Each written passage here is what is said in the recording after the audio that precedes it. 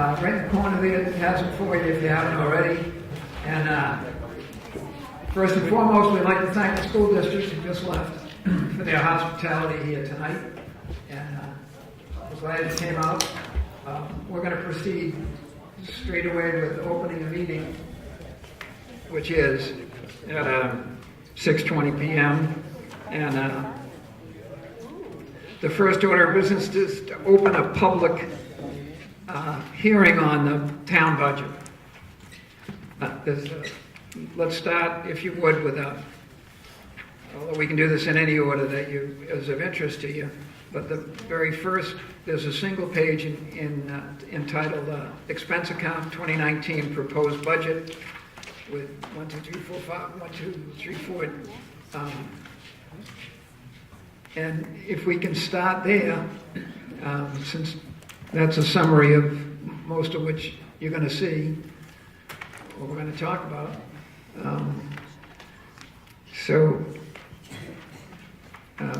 If you would, loud is good, and if it's comfortable to you, if you speak softly, you might want to, the microphone's up, or you might want to move down a little bit. It's like a Who concert.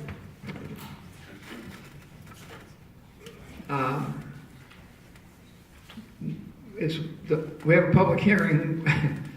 Is there someone who would like to address an issue on that or any other page at the moment? Are you going to explain ups and downs and what's going on? Presentation like what the school board did. We're very concerned about a spike in the tax rate this year, and we've been to every town department asking for a cut in the proposed budget that they've been working on since the summer. We had a budget advisory committee that came up with suggestions too, and what we've tried to do is cut it back. As you know, there was a glitch from DRA about the amount of revenue that was available to us. There was a typo in December, I guess. Over the past 4 years, the select boards tried to scratch away and lower the tax rate, and we were doing okay. And we left on a Friday night with another 70 cents down. Thursday night, and woke up on Friday morning to phone calls that said the error had been there, and the $770,000 of additional income that we thought we had, we didn't. There was an extra 7 in there, and unfortunately it was the first one. So $770,000 became $70,000, and we took more money out of the unexpended fund balance to chase the tax rate down at least something, and I think it was 35 cents. Since then, there was a glitch in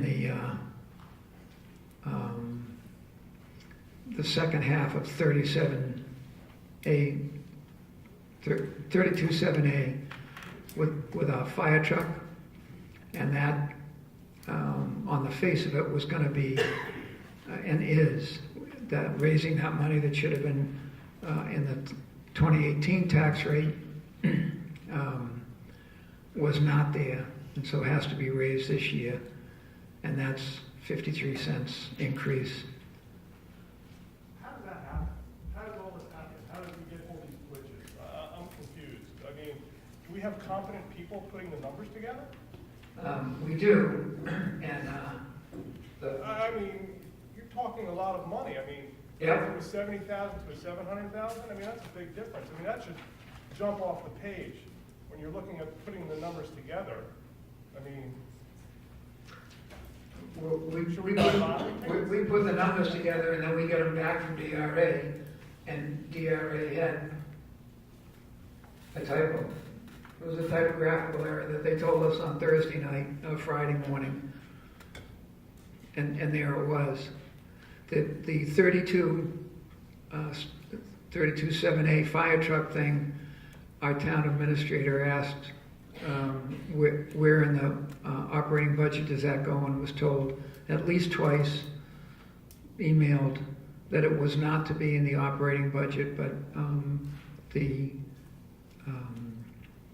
that was a vote in 2017, that it would be in the 2018 tax requirements when the 2018 tax rate was set in late November or December of 2017. It wasn't there. And that's,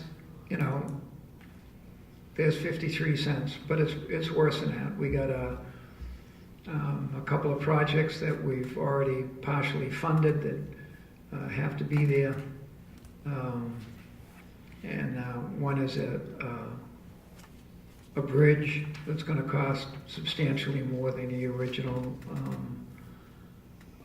the original amount of money that was that the engineers came up with. Bridge is in worse shape than we thought, and there'll be an extra chunk of change on the warrant for that. One other glaring, and the other thing is, inflationary economy and cost of stuff is up. You saw it on the school board. You see it in the areas that, it's rural, semi-rural New Hampshire, and you got to do the schools, you got to do the roads, you got to do public safety, and we've rebuilt not we, but the town has rebuilt a effective, productive, and high-quality police department. That department, fire department, et cetera, have made substantial cuts in their operating budget for this year to try and ease up the burden, but the burden's going to be tough. What am I forgetting? I'm guessing, excuse me, that on the town meeting night, there's going to be a little problem with this conversation, right? And the question that comes to mind is what happens if they say no? Do you revert to last year's, what is that? Okay, Becky. Basically, we're not on an SB2. An SB2 would you go to vote on your budget. If it gets voted down, you would go back to your default budget. In this town, you operate on a budget. We have a 10% up or down way you can go for the budget here. If you vote this budget completely down, the Board of Selectmen is going to have to re-sit down, recall a town meeting, refigure a budget to see what we can bring in that the town would approve. Special meeting, an extra special. If we go through this tonight and we listen to what you say, make more changes, we will hold a second budget hearing.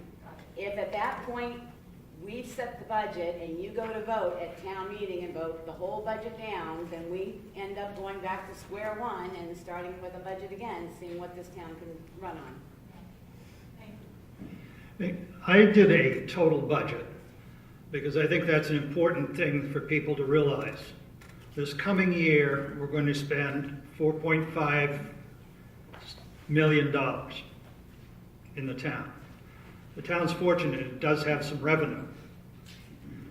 We have total revenues of approximately $2 million. When all said and done, our appropriations that we're going to do on the floor of town meeting are $3,651,000. So the 4.5 million sounds like a big number, but some of that money we already have in capital reserves, or it is from funds that have already been committed,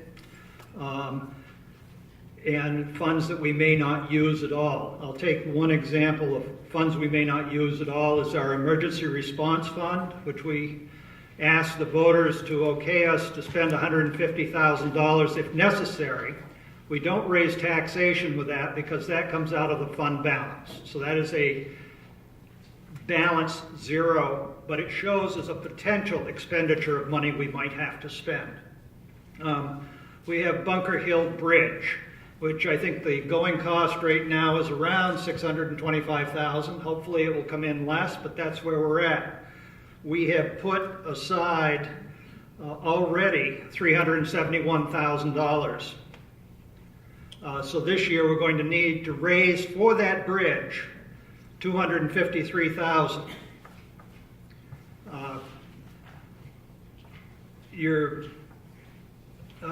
The fire truck is $430,000. In the Article 10 in 2017 requested that we raise, I think it was $184,000 in that year, and then the subsequent year was supposed to be $196,000, or vice versa, excuse me, vice versa. 196 in 17, and the remainder was to be raised last year, which it wasn't. Therefore, this year we're going to have to raise $234,000 to get that, because the price of the fire truck came in at a higher cost than what it was anticipated in 17. The library, the total cost of the library is $205,000, but they have patron funds of almost $20,000, so that reduces the need for the library to $185,000. There are a lot of things that way, but I think it's important people realize there's a tremendous amount of money we spend, but there's also revenues that we do receive. From our revenue standpoint, at this point, our estimated revenue is $1.249450, and that is what we anticipate to come in. And when we go to set our tax rate next year, hopefully DRA will listen to us and say, yes, that's your anticipated revenue, we'll count that as revenue. We have $774,000 in money that's been set aside or comes from other funds, be it a grant. We have 2 grants that we're hoping to get. If we don't get the grants, we don't spend the money. Some of it is from the fire truck, which was a lot. So you have those things that are programmed already in the system.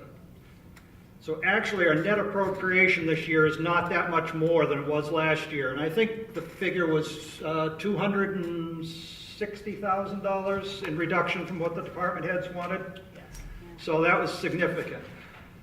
The thing that's going to come to be is in October, when we go to set the tax rate, what is the appropriation, the net appropriation that you vote on at town meeting? What's our revenue? And then there's a couple of other items that play into the tax rate. And it's something we don't vote on every year. We voted on it once, and it continues on. And that would be your veterans tax credit, which is $86,000 this coming year. And the other one would be tax abatements. And I took, for an average for the last 5 years, the average was $61,000. So you have to include those 2 numbers in when you're setting your tax rate. And they're a cost, not a savings. We also have the advantage of what we didn't spend last year in the budget, which is $271,000, I believe is the figure, somewhere in there. $272,000. So some of that will be able to be used this next year to help reduce taxes, but the bottom line is the taxes are going to go up to pay for the bills. And we can sit here and go through each line item any way you want to do it to see where you think changes should be. We're happy to listen. That's what we're here for tonight, is to hear what you think the budget should be and give us reasons why. And if you can give us good reasons, we may change what we put in here, or we may vote no on the budget line when we do the next public hearing, which we have to have after the warrant articles that are petitioned. They don't have to be in yet, so we can't complete that portion of it until the 7th. So we will be having another public hearing on the 7th, and at that time we will vote yes or no on all the budget items as a board. So I hope that's helpful, and I'm going to turn back to Steve now that I've rambled on. David? Willie, can I just point out that the numbers you just went through, the effective tax rate's gonna be $7.25 about. I just think people ought to understand that all the stuff you just said, the tax rate's gonna go up from 4.59 to 7.25.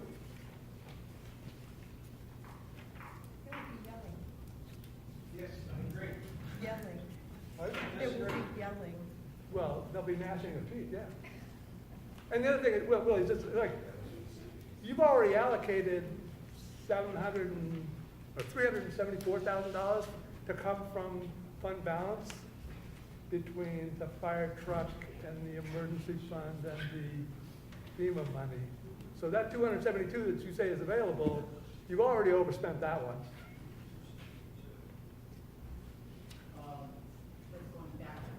Going back to general fund, we didn't spend that when you were talking about. It's going back into the undesignated It fund would go in, stay in the undesignated fund balance if we didn't spend the 150 for the emergency response. You want to take 150 from the undesignated fund balance. You want to take the 30,000 for the bridge from the undesignated fund balance, but because of the FEMA money. No. The capital reserve, yeah, but there's also $30,000 of FEMA money. Correct. That's in the undesignated fund balance. Correct. You want to take the 196,000 for the fire truck from the undesignated fund balance. Correct. I'm just saying, we've already allocated 376 or 74, one of those numbers, 370-something $1,000 from the undesignated fund balance. So you don't really have that 272 that you're saying was surplus, because we were already saying we're going to overspend that. That was from last year's. I know. So from Right, last we have year. overspent. Yes, I see your point. Thank you, David. Yes, we have. We have 191,000 extra income that was more than what was used for the tax rate. So it's not totally negative, but there's not a lot of wiggle room. None. The can has been kicked down the road about as far as it can go. Over the last 4 years, it's been $1.4 million used out of the undesignated fund balance to keep taxes reduced. Unfortunately, now it's starting to come time to pay the piper. And unless we get $30 million of assessable property in town, the tax rate is going to have to increase to cover the cost. Or you could all go to Concord and get the rules changed about where the money comes from. Just saying. Here. Good. But So, I have a question. Now, is these mistakes from the DRA, or are they at the town office? Do we know exactly where these mistakes come from? The 7,000 and the fire truck? Because there's gotta be accountability for this amount of money. I mean, a mistake is a mistake, but there's gotta be, you do your math. This is money that's just gone out the window. $700,000 was a typo from DRA that I did not get the correct paperwork on when we set the tax rate until the next morning. The other, for the fire truck, again, that was at DRA, but truly on that one, I should have remembered that needed to be in a tax rate setting, and I didn't. that money was never raised.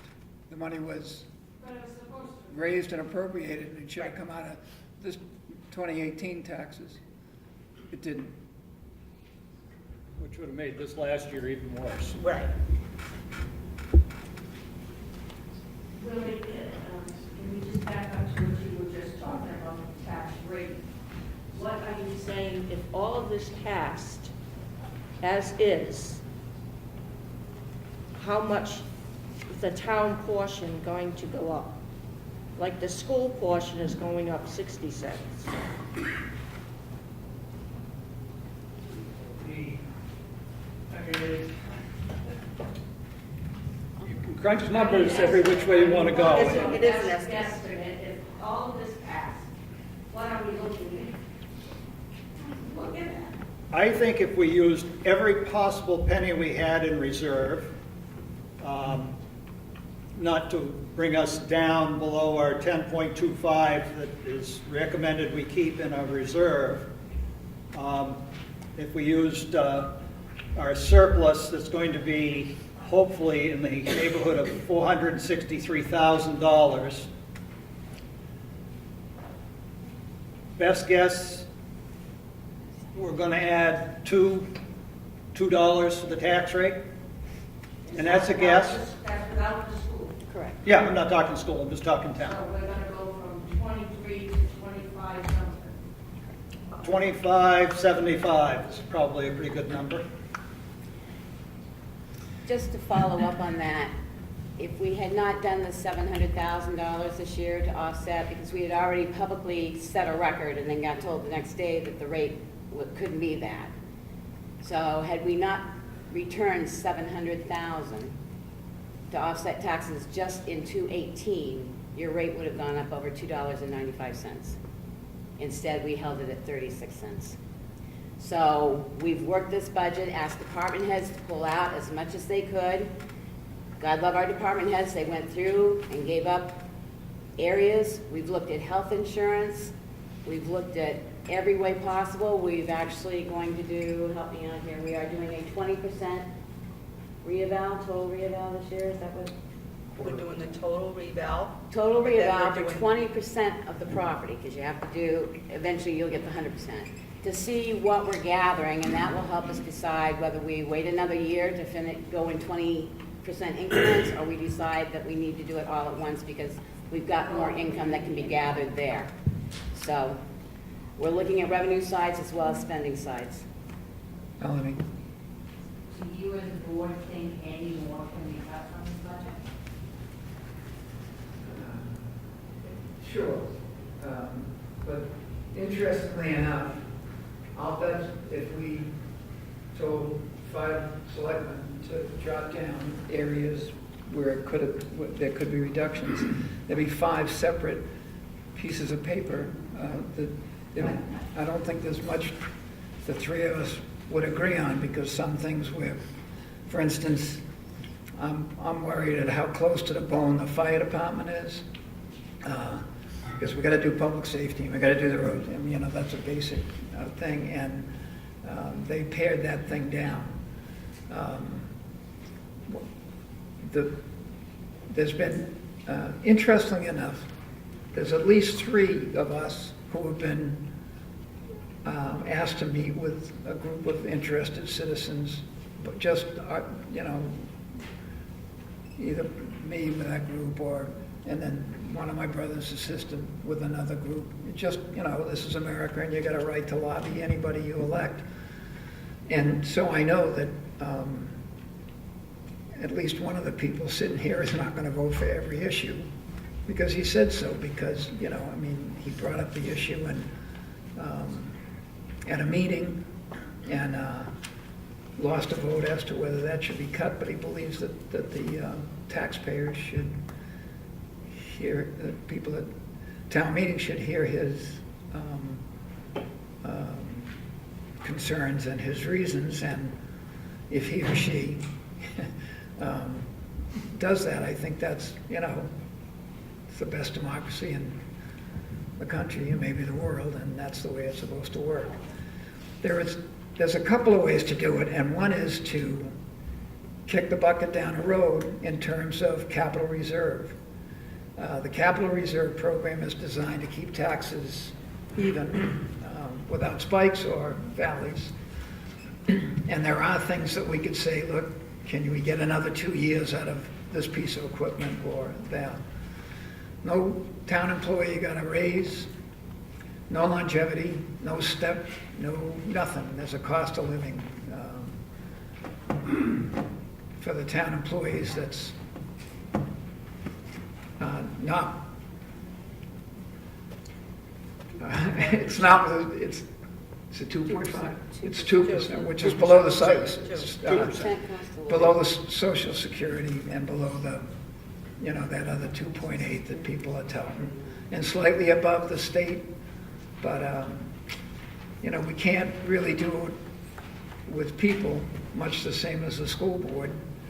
And in fact, we could push things out with stuff, the type of thing that the CIP has. I hesitate to do that because what they're trying to do is compensate for increased costs or increased needs by keeping a level capital expenditure year to year.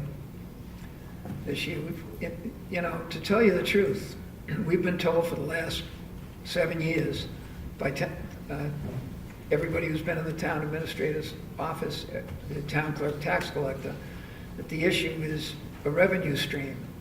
And those have been chipped away. As you know, the state passed a bill to lower the penalty on unpaid taxes, which, nobody wants that money. But if that had to happen because somebody was in arrears long enough to lose their property, 18% is. I'm just afraid of 25-something thousand, we're gonna have a lot more people that aren't gonna be paying their taxes. One of the reasons that we expended money out of the unexpended fund balance for a couple of years, including this year, as Becky said, was because we were sitting on a fund. The purpose of that fund is to modify tax rates so people can afford it. It's a lot of, we had interesting conversation that we had with an experienced town administrator who said not too long ago that the taxation system is in fact probably unsustainable. The whole property tax thing, because if you have a tough year as we did in 2007, 2008, unless you got a chunk of cash sitting around, you don't lose the extra yacht that you were going to buy, you don't lose the Cadillac, you lose your house. That's. Then you lose your town. I mean, speaking of unsustainable. And really, I know we can't discuss it to its logical end tonight, but when people can't pay their taxes, it means they can't live there, which means they move. And then you don't have a town.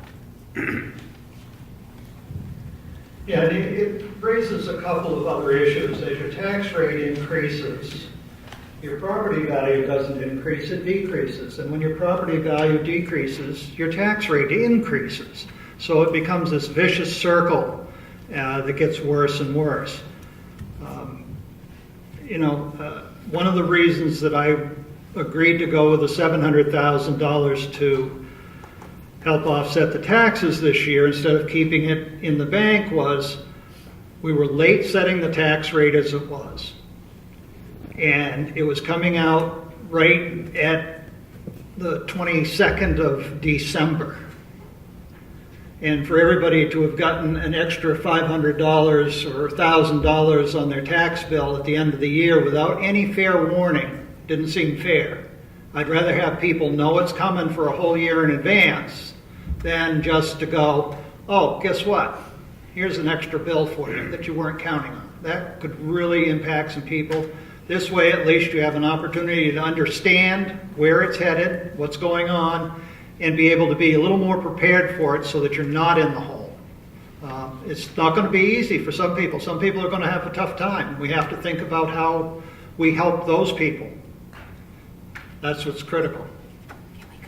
I'm very concerned that there's a spike here, and nobody's going to like it. But if it was just a 1-year spike and things were going to be okay in 2020, 2021, we're going to have a couple of big chunks of change that don't have to be paid. This building and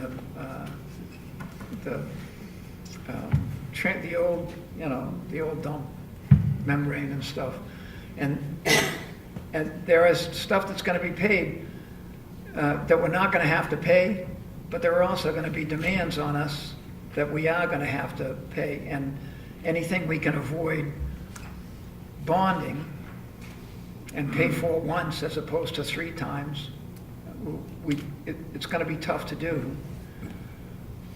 This is probably not, I don't know, it's time or not, but I mentioned it at the school meeting just a little while ago, and they said it was closed. People want to get involved with the school budget and also the town budget, because they're both up there. And you can't go to all the school budget meetings, and you can't go to all the selectmen's meetings, because you all both meet on a Thursday. Is there any way that you guys can get together with the school and see if somebody can give a Thursday so more people can become involved in the budget? I've been working since we changed it from 4 o'clock in the afternoon to 6. I've been working on the idea that the school met at 5 and was done by, the school board meetings were at 5 and they were done by 6. If that's not the case, you know, I thought that there were folks who could hit both, and then fireworks at 7:30 on Thursday too. And you know, next year we're gonna start at 6, and Suggestion. absolutely, yeah, good point. Steve, can we go through the budget page by page here so people can? We can, there was a, I'm being an old horse, I guess. But going forward, I think there has to be procedures set that mistakes don't happen. There's gotta be something there put down so this doesn't happen again. That's the biggest thing here. We need to put policies into procedures and start holding people accountable for stuff. There's gotta be something done. Because quite frankly, how many more people, I mean, we can't afford this. We just can't afford it.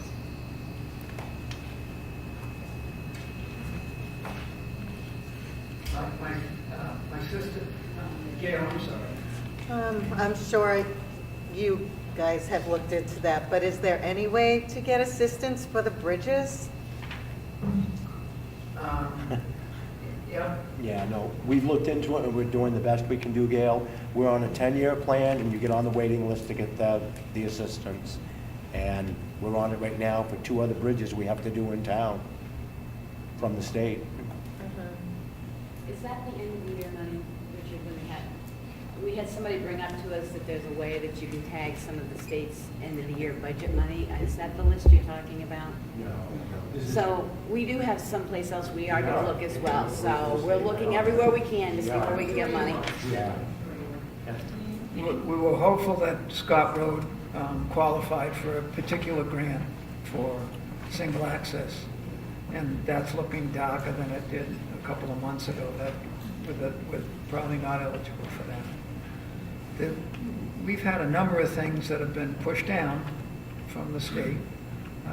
Some of us remember when the state retirement system, police, fire, teachers, municipal, that was going to be a state budget cost. And they hit a glitch and said, no, as a matter of fact, local taxpayers are going to pay that. And that's big money. There was a large, when I lived in Lancaster, and 100 years ago when they built White Mountain School District's high school. And there was substantial state money for a number of projects in at least that part of Coas County. And those have, because things got tight in the state, and they were in a situation too where, given the revenue, you can't pay for stuff. And some of the things that went by the wayside were regular grants and assistance money to towns, and an increased number of things that towns had to be responsible for, because the state said, look, we don't have the money, you got to do that. We have the highest tax rate in the county that switches back and forth with co-ops as to the lowest median income. Well, I understand, yes, we don't have ski areas, we don't have the lakes, we hear it all the time, we don't have condos, but maybe we have to go and, with legislators, and fight the state and say, listen, this isn't fair. It's just not, for what we have for property tax. Maybe we do have to do something as a town. We've got to find revenue streams. And I talked to Kim the other day, and she mentioned something about, well, now if you go to the state to do the whole thing, and so you don't have to go to your town, well, that's maybe $7. But the increases in some cases, except for retirement and other things, were nickel and dime. So it wasn't too bad while the rain was falling. But we're going to have to get back with nickel and dime. I don't want somebody to have to pay 18% of their property value or their tax rate to get their house back. If it's not confiscatory, it certainly is, usurious, 18%. So they've lowered that. But and we don't want to be a landlord, and you don't want the town to be landlords. But if somebody gets hurt that way, I can understand that, they're going to be able maybe to scratch back over a period of time, but there's also 4% that the town is not going to get an increase. I don't want to be the god of gloom here, but we're concerned because folks who know better have told us for years, and that we've got to come up with some revenue stream. Does anyone have any suggestions for a revenue stream? Yeah. I mean, we're up for anything. We're kind of at the Hail Mary time here. You got holes in the boat and it's leaking, so you need to start plugging some of these holes to either keep it from going down and then get some more paddles on to move it forward. Fair enough. We've been looking. One is 2 year hence. I got 2 green stickers because my wife's got a vehicle and I got a vehicle, and they're sitting up there so I can go to the transfer station. And I went to the town clerk and I asked for them and I got them. And they're good for 2 years. I think 2 years from now, I'll probably go in and get them, and town clerk will ask me for $10 or $15 or nothing that's going to break the bank, but little stuff like that where at least, with those stickers, that $10 is almost entirely revenue.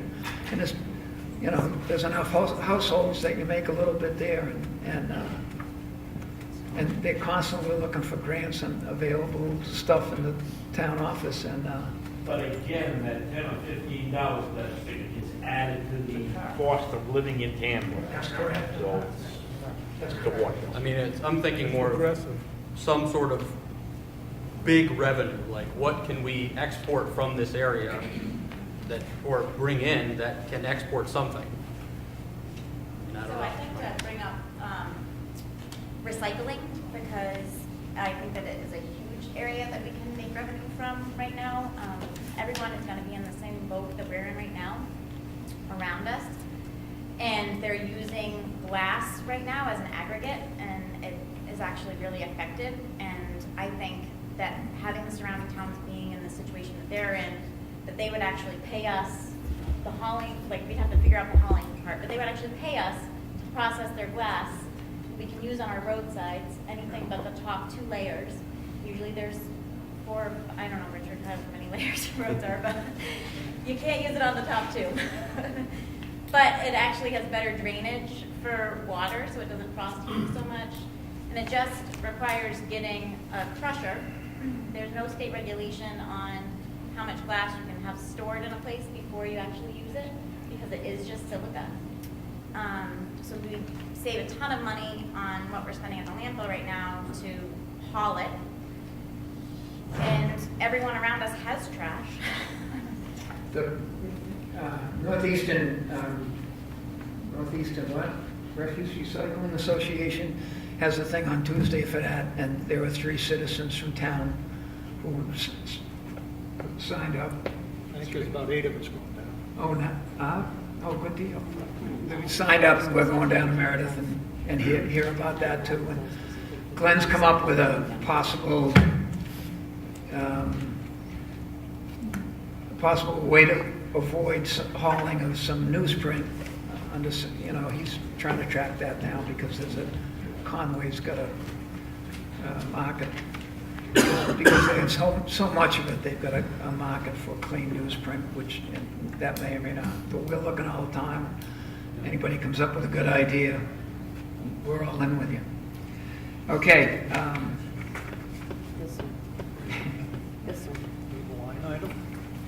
Yeah. Is it green? Mine says expenditure detail. Are you with me? Okay. The first order of business is the Board of Selectmen. Questions or comments? We'll proceed if somebody if 20 minutes from now you come back with, hey, wait a minute, let's go back to Melanie. It's still a miscellaneous line under the contingency for the selectmen. It's Christmas. It was ended being for the Christmas party and the wreaths, and then it still says miscellaneous. You didn't, but it is gonna come out?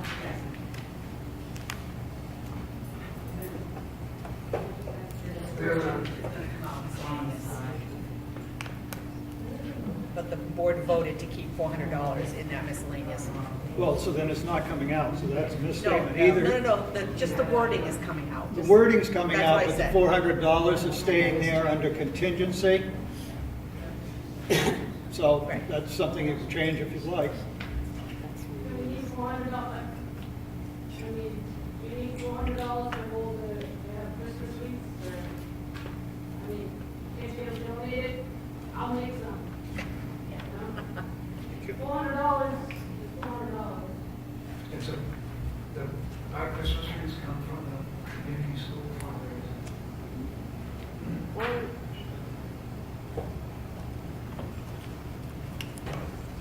At least no votes. Town administration, questions, comments? Excuse me. I always say, when I visit with Kim, I sure don't want your job, except she gets paid very well. So I'm looking at the breakdown without having thought about this. I can't hear you, Peggy, but That's not, That's not Kim. Town administration isn't Kim? No. no. She's town clerk. It's back up. Town administrator. Okay, sorry. questions, comments, town administration? Any of these can be revisited before we're done. Town clerk? Town clerk? Town administration? Yeah, one of the recommendations from the budget, it was a recommendation, it wasn't, and it had been recommended last year from the budget committee, and whether the selectmen will look at it or not, but we have a full-time modified finance position, and both budget committees recommended that that become a full-time position. Straight full-time, not modified. Do you see where I am? See it? Well, I'm just bringing it back up. I mean, both committees had recommended that. But what would the reasoning be? I mean, One of the financially, reasons is at first it was part-time modified is what it started out, and so the part-time person could get insurance. And now it's switched to what you call full-time modified for somebody needed that. But there's a limited number of hours that person can make. And last year, there was a whole month taken off. And I understand another month is gonna be taken off. And I know the work is covered, but I feel it's important to have a full-time finance position. Financially, we're saving money by having the office staff this way. And we end up with 661 hours a year more work hours out of those two positions. I'm just talking one position. Right, but then would be minus a lot of work hours if we only had one full-time position or two full-time positions in that office. I'm just bringing it up. Okay. It's just been recommended twice.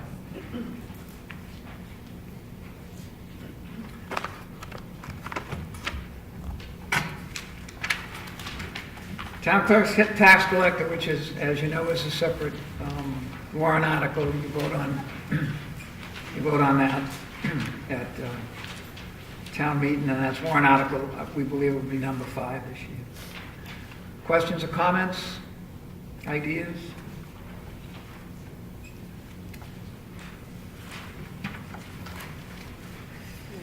Election and registration.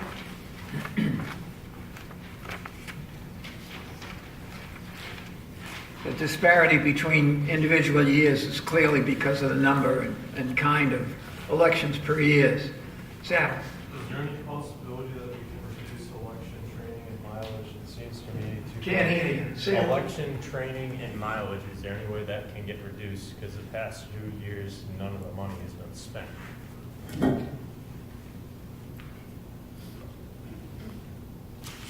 It's down to $200 for the training, and It was 217 that was not spent, and it was 300 in 2018 that was not spent.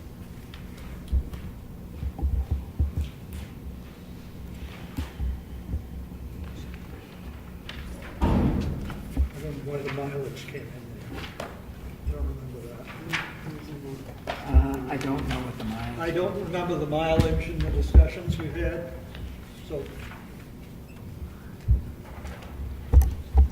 When we met with Sharon, her original budget, as you see, started off to be over $9,000. And when Sharon met with the board, they discussed bringing it down to the $3,500.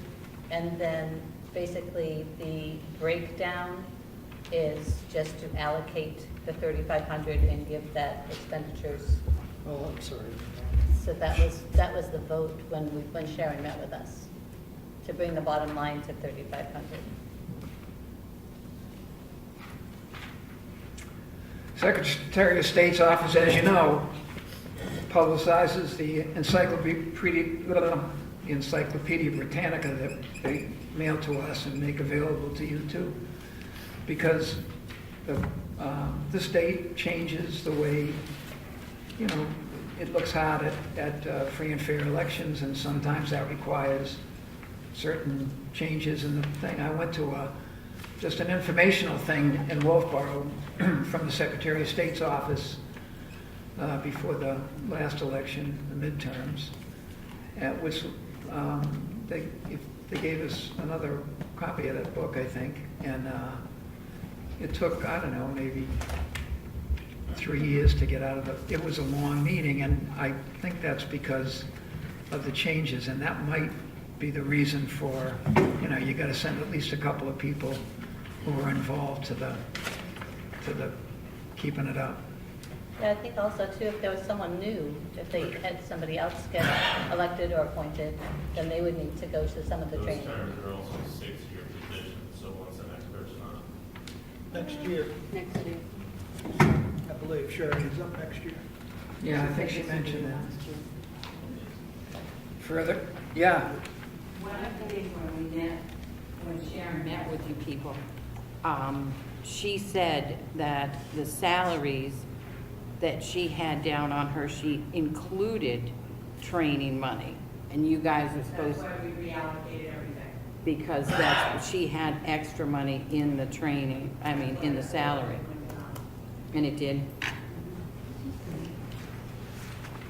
What is the 1,100 for mileage? Question. That's down to the treasurer. You're in the treasurer. That's not where I was. I didn't hear the answer. The 100 is in the treasurer, the next one, we were still on election, so you're going to treasurer now? Yeah, it's for the treasurer to transport to and from the bank.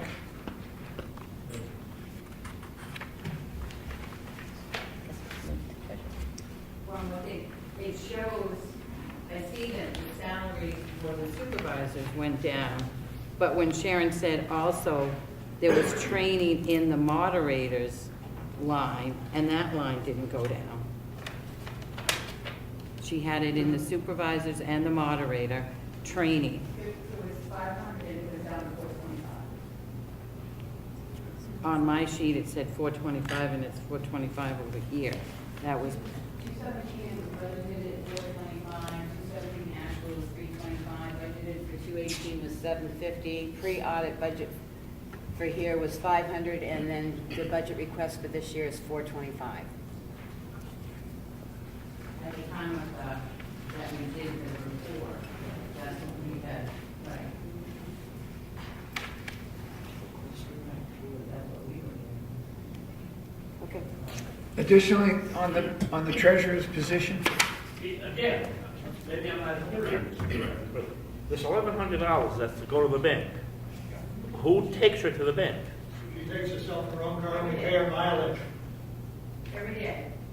Okay, Per okay. vehicle. 4 days. Okay, 4 days, sorry. okay, my question's been She answered. drives to the bank to the town. I'm thinking something else. and the town's got a policy where it won't keep over a fairly small amount in the town safe. It has to go to the bank. Yeah, that's a state What I'm mandate. looking at with the town of Oshkosh, the police car, police officer takes the treasurer to the bank. Right. My question, I guess, was thinking ahead of myself, was does the police department, The PD. If they offered- do. The PD offered to do that, and the current treasurer said, and that was the history, but the current treasurer said she really felt perfectly safe to do that stuff, which has to be done every day. And If they would take her, that would be. We're just moving. Oh, cut it I down. don't like that idea. I don't like that idea. No.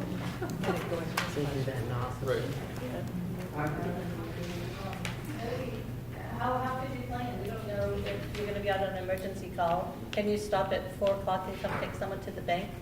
I mean, and also the treasurer, she comes in at, most of the time, first things in the morning, but she also has a schedule. How would we be able to plan? It would be difficult. And Dana's gas budget is gonna go up. Somebody's gas is gonna go up. It's just mileage reimbursement. Is it at Northway? Is it a close by bank? Yes, yes it is. We use that as a depository because it is the only close by bank. And then the majority of the funds are then sent to where we earn interest. Good question.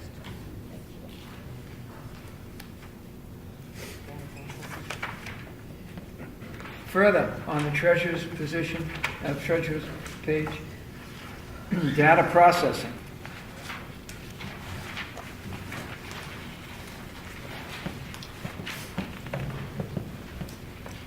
Substantial.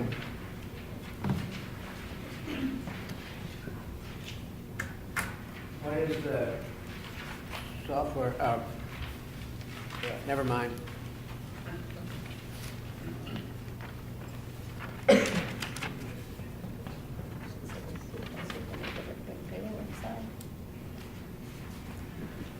Any- Yep, How old are the 5 computers that we put in?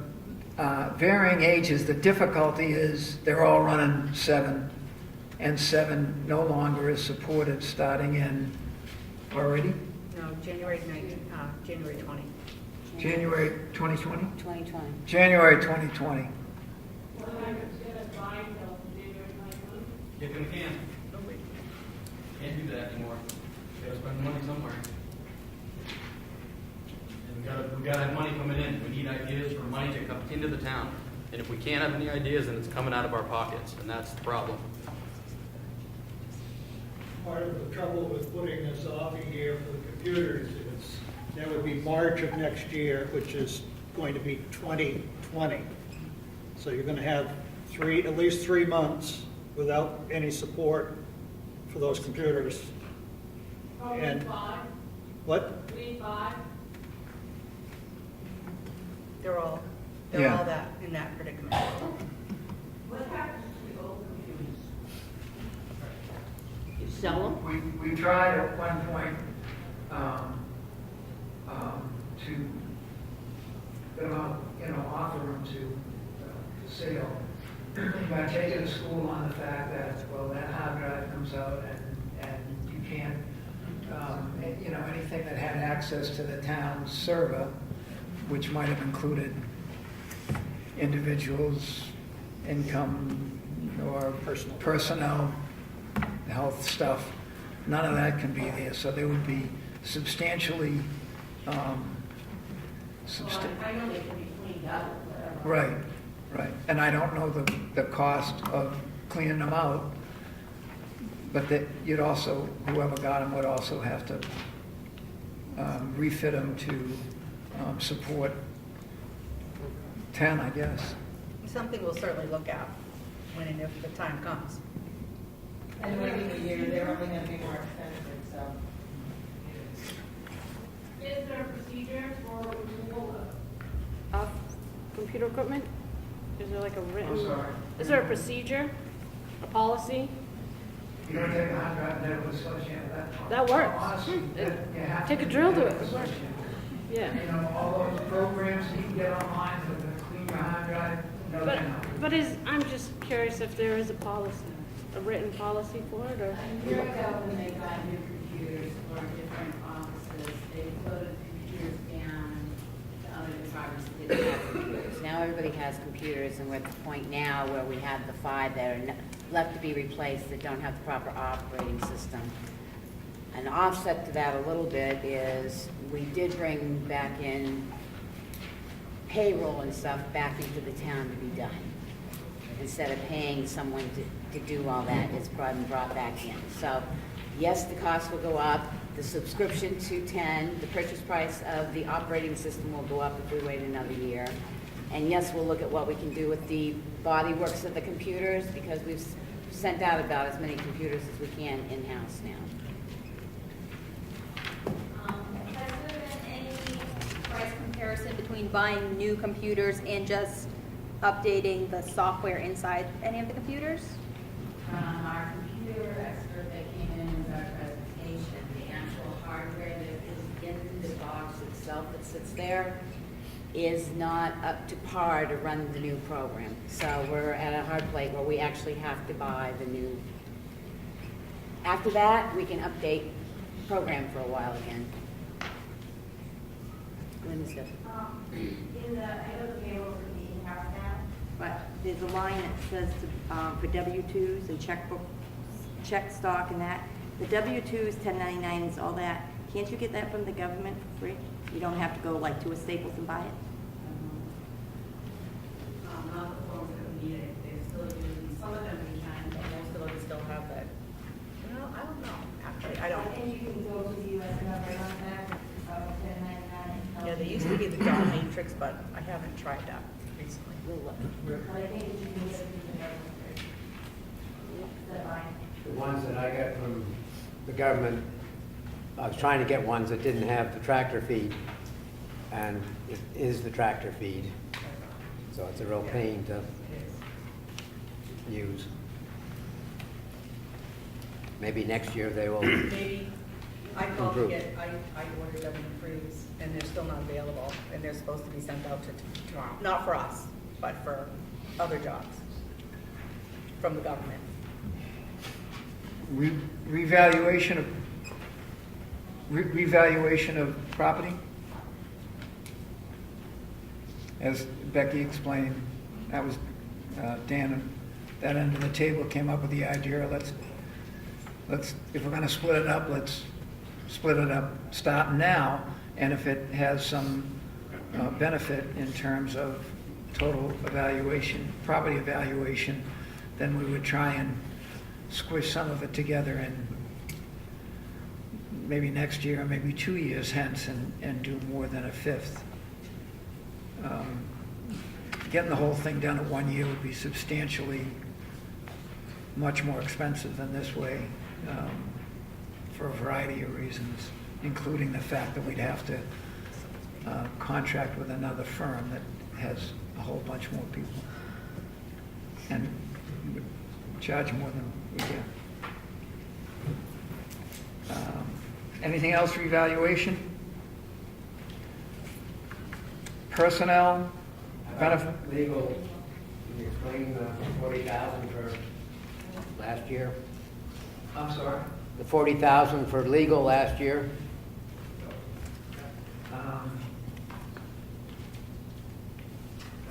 A couple of substantial 1.5 substantial personnel issues that was required. Was it, did we have anything, we didn't go to court with on any regular, it's, normal, we tend to check with the current law firm if we're in doubt as to what's the most prudent position for the. There was a payout on a legal case?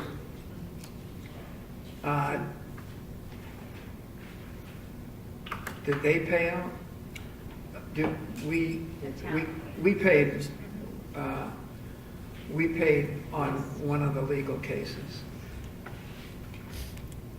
But that didn't come up on the, we paid for the lawyer, but not the payout. But that's public information, is available from the town clerk. We could probably gather what the legal line was but there's a ton of bills of $171 or $323 over a month and a half. It really is. I'm just interested in I'm sorry? I'm just interested in the big dollar one, and I know. That was a big dollar. But that wasn't legal. We engaged a lawyer to handle that. That's what it's paid out of. Oh, that was paid out of the legal line? Yes. Oh, yep, there it was. How much? 10. 18? 10,000. $10,000. thank you. That was a bit of a savings on that compared to what we thought we were getting. Further personnel? So I think this is what you all that. 10,000 was paid out to somebody and the rest of it was all lawyer fees.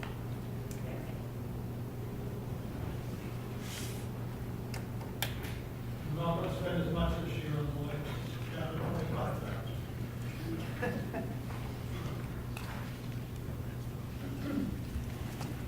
Planning board? Personnel. Oh, sorry. What am I missing? Which, we really ought to rename that. Personal benefits? Yes. Good. What that really is that's the... Cost of having employees. You have employees, you need to do pre-employment screening and alcohol and drug testing. So that's what that's all about. So it's really not a benefit to the employees, it's a benefit to the town.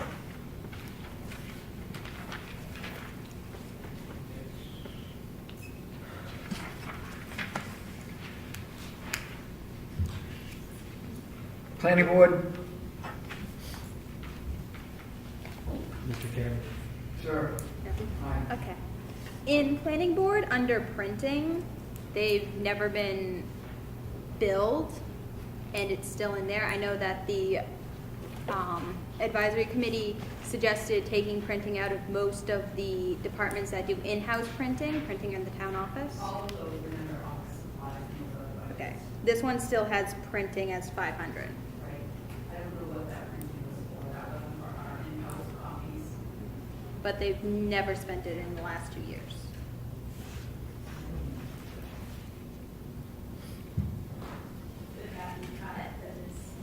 They could, when we talk to them, and when you guys talk to them, they seem to not know what that was used for. I happen to know, since I am on the planning board, I believe that's for a map situation that we've asked the LRPC in fact to make for us. The- We haven't done it yet. The map from the LRPC. Additionally, every department in town knows, you have to punch in a code on the town thing. If you, at a meeting, you stand up and do it. We all know the planning boards, none of us know our own. So almost everything that's printed by anybody who meets in that office and is a department thing, rather than going into the town administrator and say, oh, quick, could you run these agendas for me? We stand up and we punch in the thing and we come out with 6. I don't know why it's like that. If you guys don't put the billing, if everyone used it, then why would their printing still have 0? Well, they have had printing needs. They printed a brochure one year about information about planning board, and they've had in the past some costs that they chose to print in-house. I think Pat answered that question, but I don't think she heard you. Mr. Mayor, would that ask, I think David's got an answer. Dave, please answer. Can I please answer this question? Thank you. So historically, that's for printing things like copies of ordinances, if you're gonna revise the ordinance. This year, they're talking about revising the cell tower ordinance. In the past, we've had to print copies of the floodplain ordinance. So it's that kind of thing. And no, there have not been any of those occurrences in the last few years. But in case there are, that's printing. It's not the office copying. It's external printing for things that the planning board has to externally print. Thank you, David. Thank you for recognizing me, Dan. On the most recent copy that you dished out here, under the legal aspect, that should be down to 500. That's what it says on my prior one, unless you increased it. It was 1,500, 1,000. What are you talking about? The legal. We did. Okay. Does that include the cost of the,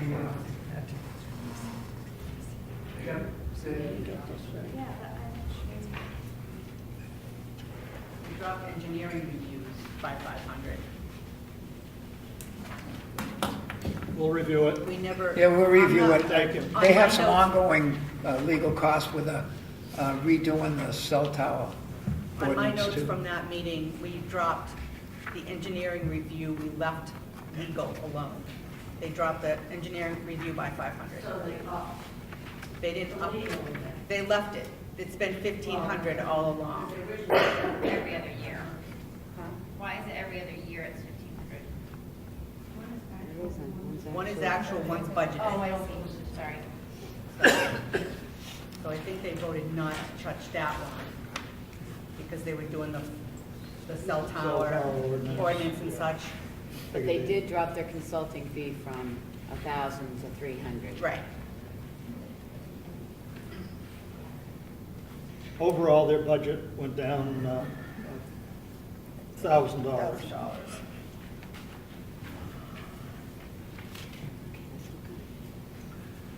ZBA, That one dropped down to $53. Every penny helps. every $53.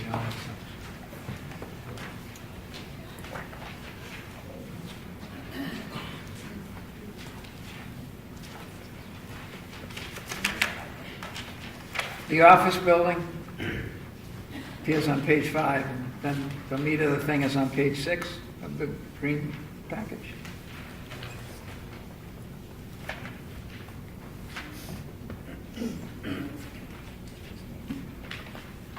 What was the office furniture? Office furniture. anything specific, just in case some chair breaks or something. We've had a couple that are ready.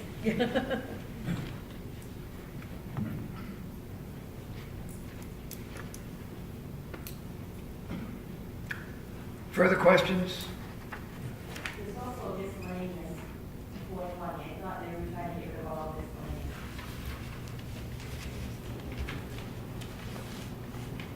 No. Well, one more time. There's a miscellaneous for 420 over in the little left-hand column. Town office repair and maintenance.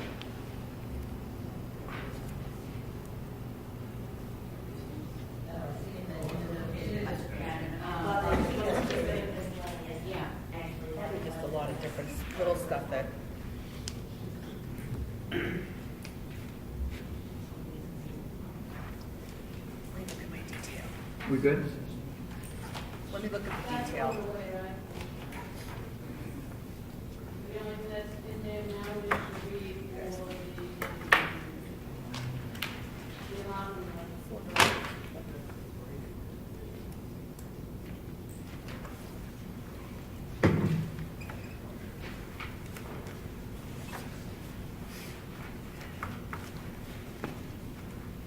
You guys can go ahead and we'll just come back.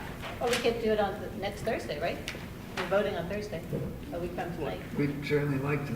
So we could have an answer on Thursday.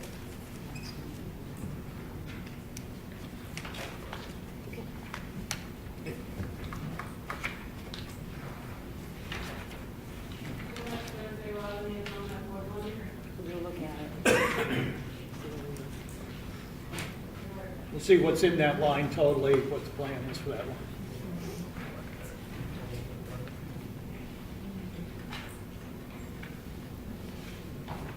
Town hall? Go to sleep down?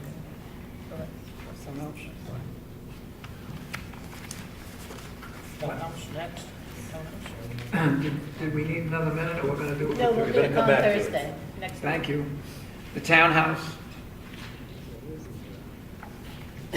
No longer salary and just contract maintenance, or what's the? Friends of the town have taken over the overview of that, so we don't have a salaried person down there anymore now. And the snow plowing and the snow shoveling and stuff is contracted.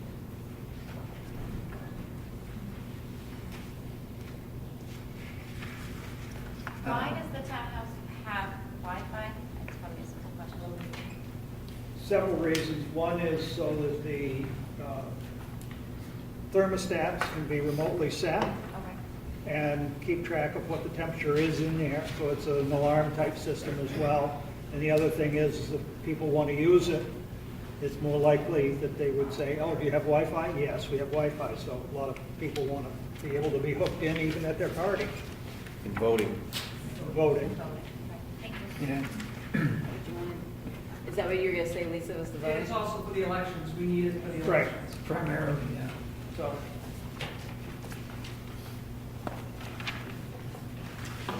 Other on townhouse? Townhouse?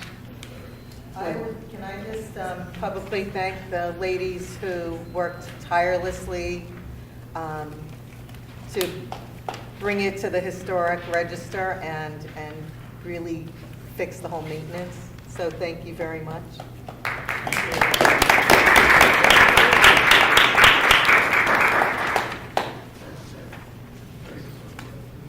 No photographs.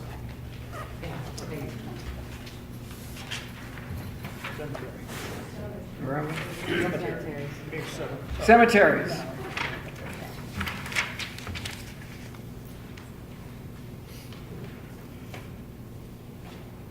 Guess we won't bury it. Insurance not otherwise allocated. I should just rename that property and liability insurance. Yeah. Duh. Do the cemeteries not currently have flags? It's like a new. Those are the small flags that go out on each veteran's grave each year. That's what that I was wondering why we haven't paid for it before and now. It's come out of the general maintenance account.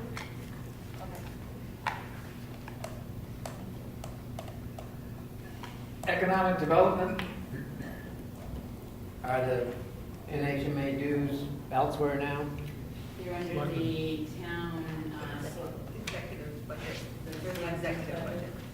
because more than just the Economic Development Committee used those associations, so we put them back last year. They got put back into the selectmen's budget because there's many departments that use it. Good.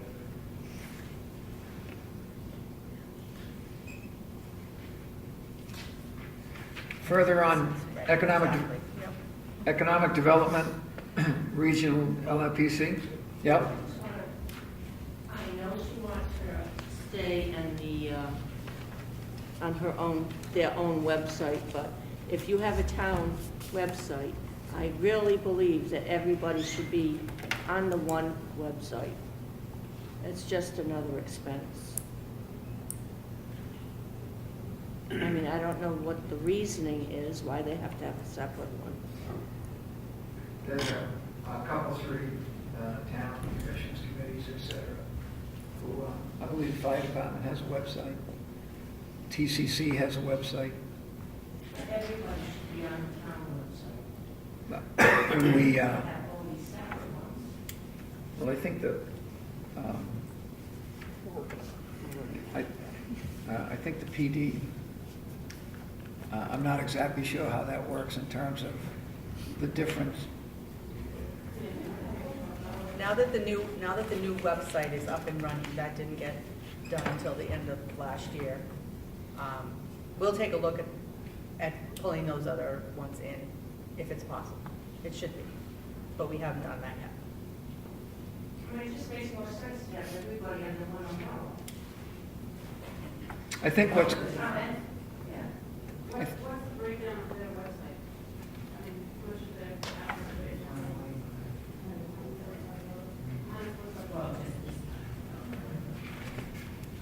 David?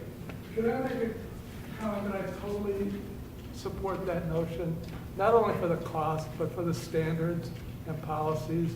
There's no way that you can enforce the policies across all the different websites the way you could if you only had everybody on one. I understand that the thing wasn't set up for the end of the year, but for this year, that ought to be a project in every department that has their own website, figure out how to transition to the town website. I totally endorse that.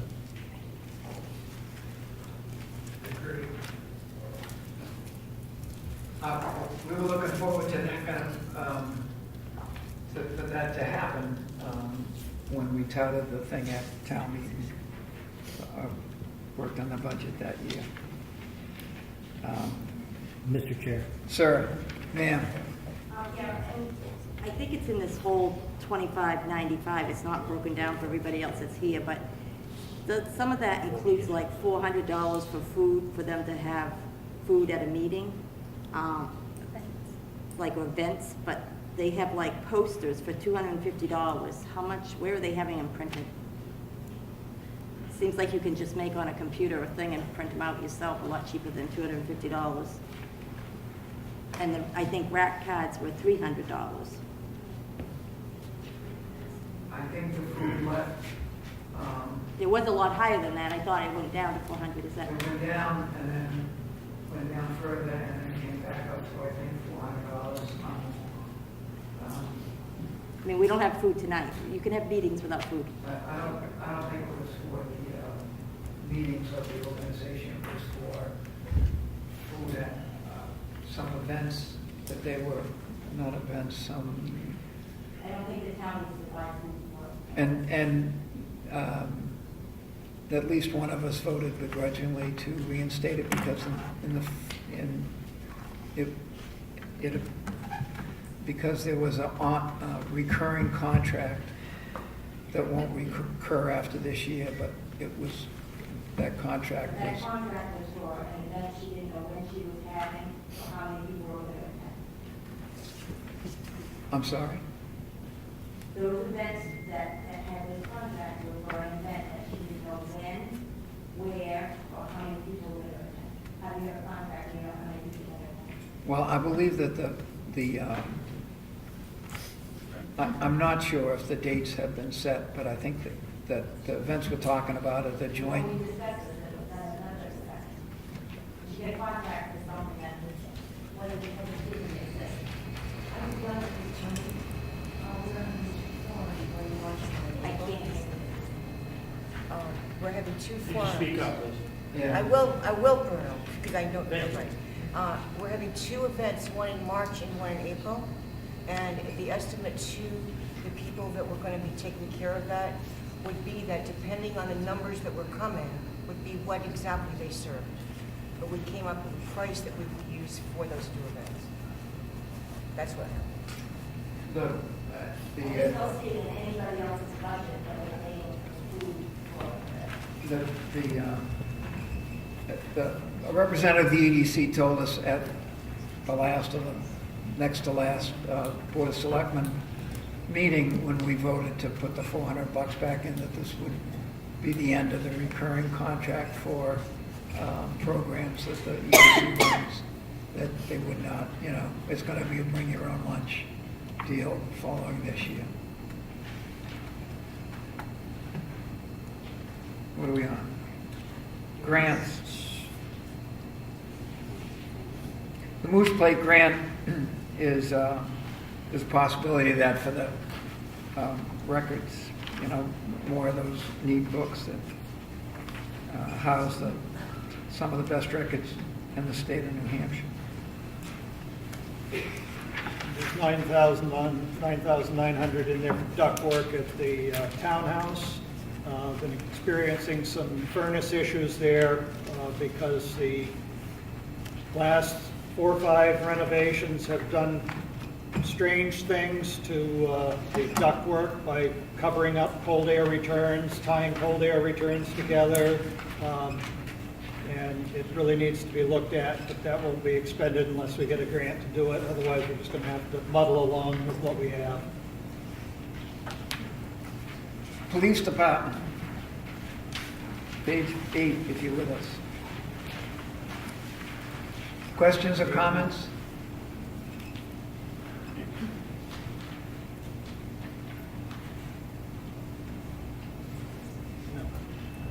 I have one at the end of the police department on page 9.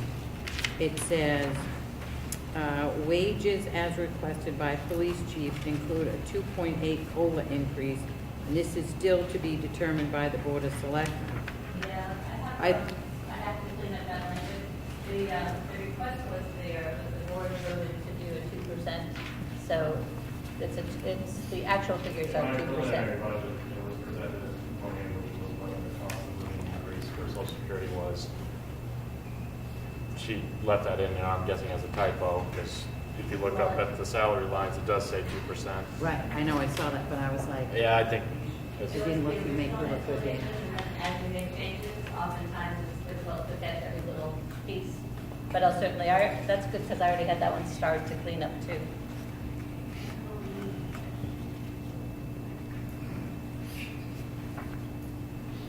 Further comments on the police department? Ambulance. And you'll notice in the small print, there's what we're going to have to pay out in 2020 and 2021. They're already working on a successive contract, and a number of the other, it's a 6-town contract, and a number of the other towns, especially the folks who are paying big money, are more than satisfied with the current contract and the current company. There are some folks in our town who are not.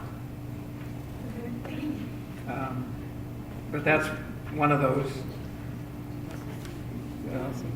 Yeah. Jumping back to the police for 1 second. In building ground and maintenance, the request at the start of the year or whatever was for 2,500, and right now it's 2,750.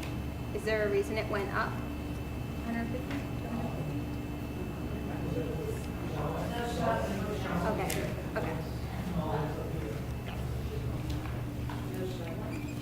snow removal is up there. No, that's the plowing that was done, I believe. Yes, no? What's that? The plowing is in one area and the snow shoveling is in the other, within the maintenance? No, snow removal is both plowing and shoveling. Okay, well then what is? Wait a minute. Isn't the buildings and grounds for Sheldon for the January, February, March, That's what I thought. and April? Let's go to look. Well, object 390 is our snow removal for the 2000, which is the balance of our contract. Right. Right. And then the items that are in 640, I would have to look to see what the 2,500. What I presented was 2,500, but your notation here says 250 was added for snow shoveling, so. Yeah. Right, there's another separate line.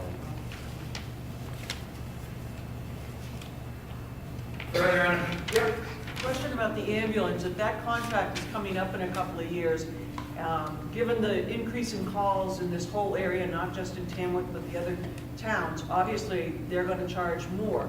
Has any consideration been given to looking at options, whether we have our own ambulance, or we put it out to bid to somebody else, or we join with another town?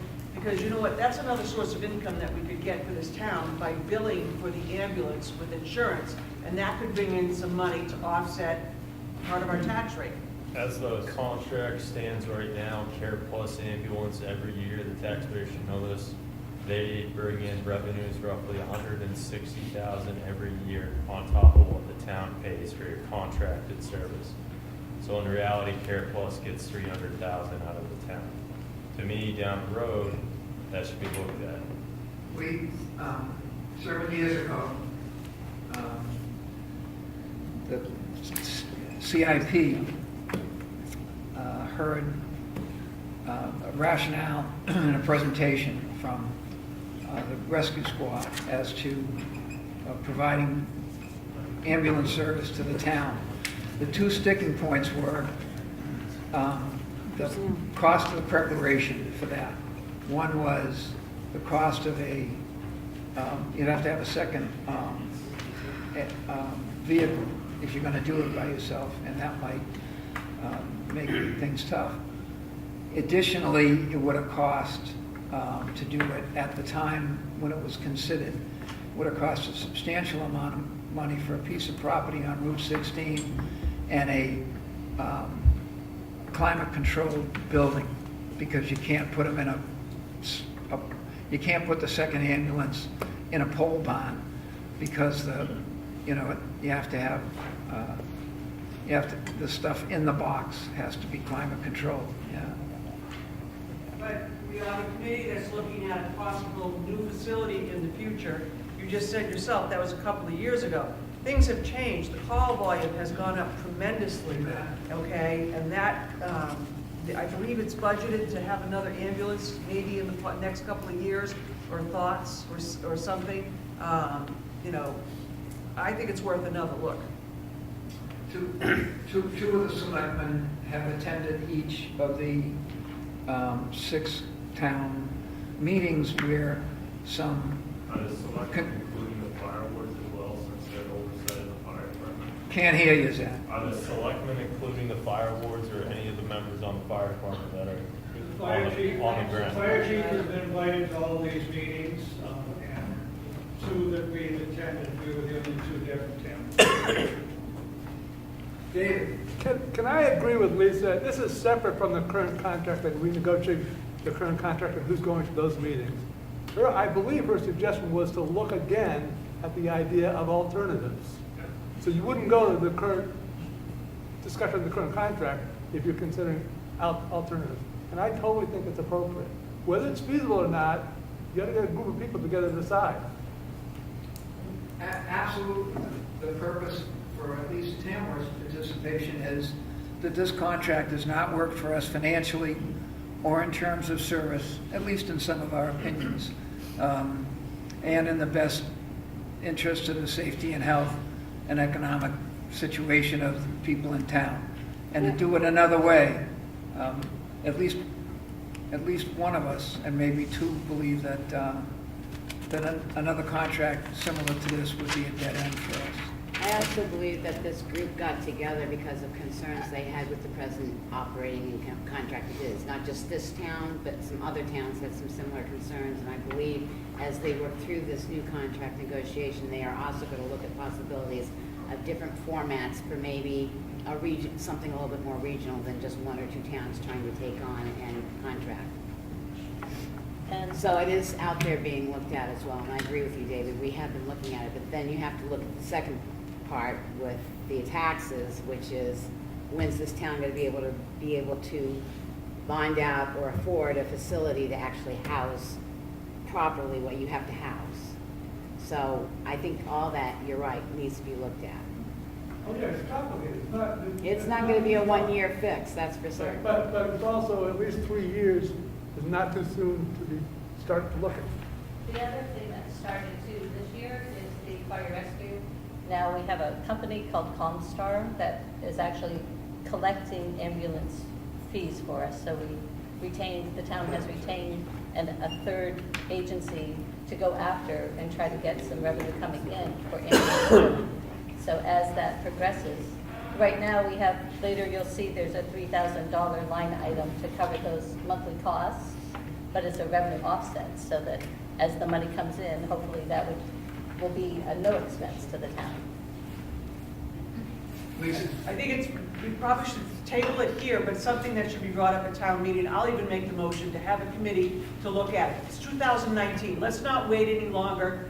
Things are gonna, we need a new facility. We know that, okay? Can't afford it right now, but the school debt is gonna be done in a couple of years. The transfer station, so we're gonna, reduce taxes that way. Maybe we just keep it level or whatever. But we can't just say, well, we can't afford it now. We have to look at it. Obviously, we can't afford it, but we have to look at it. We're absolutely doing that. The participation in the ongoing meetings now that Becky and Will just cited is that the towns are supposed to get together and put what they need for any cooperative contract. And we have a bunch of needs if it's going to get, put out to bid. The first and foremost is the method of charges to each town, which has nothing to do with assessed valuation, which is solely on number of calls. And, we got 16 and 25 in our town, but they don't except for Ossipee, the other towns don't. So, preposterous way to do it. Steve, can I go back to the PD question? PD question. About building and maintenance. Included in that is lawn care, security cameras, PVX system. Is that correct? That's what I have listed. That's what you have listed. It's a phone system. Well, that's what you have under building and maintenance. So. Yeah, no, that was, budget was $2,000. You guys added the 250 from. Right, oh, right, 250, we added that. Oh, yeah, no, I think that was the question, was the 250 for the snow just shoveling, different than my other even though we had a 2,000 for a separate line for snow removal. Okay. I think that was, that'd be my question too, because I didn't have it in my budget. That's what I'd like. No, it was the 250 specifically for snow shoveling. Right. That's the question. Fire and rescue. Fire and rescue. I see 2 lines for shoveling. That Correct? is 1,000 and 4750. Well, one of the things that happened with shoveling, this year we have a contract with a vendor, and that ends in, think of it as the April 1st. 17, 18, or no, 18, 19 winter season. And then we also have to budget for the fall. So a lot of these extra lines are the piece that's going to happen in the fall and not the contract. What line is that? 4220. 390 640. and 640. Oh, yeah. And where's the other one? The other one's on the front page. Was, 390. 390 at the bottom. I got it, thank you. I should have picked that up with him. Anything else on fire? Yeah? Why is there such a jump in the workers' comp? That is something that on a yearly basis, the agency that's called Primex, that sends us a bill with our workers' comp coverage, they give us a formula, the rates, they have different rates for each type of classification of employee. Fire and police typically are higher because of their risk levels. It depends on prior year's volumes. Many years ago, they used to say, oh, this is what your projected payroll is, and then you do an audit, and they would, either we would owe money, or you'd get money back. Now they just take a look-back period from the prior year. So every year, we give them copies of our W-2s, we do a workers' comp audit, so it's based on actual costs. Labor costs, Yeah. payroll. Payroll is double. So it's everybody that was paid, they look at that number and they go, okay, we calculated it, I don't know, they might be Yeah, we've 10% done or it whatever it this is, I don't Good remember the yeah. number, but, well, So the salaries and wages didn't go up that much. I mean, they did double. Good. There's only one full-time.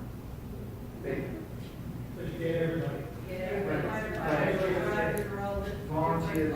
Right, but did our volunteers increase? I mean, our workman's comp went from 6290 to 12307, almost doubled. My understanding is the formula they are also applying from the use of the years past. So that might have increased, we might have had more calls or, it's taking a lot of different moments to come up with a number. Is that right?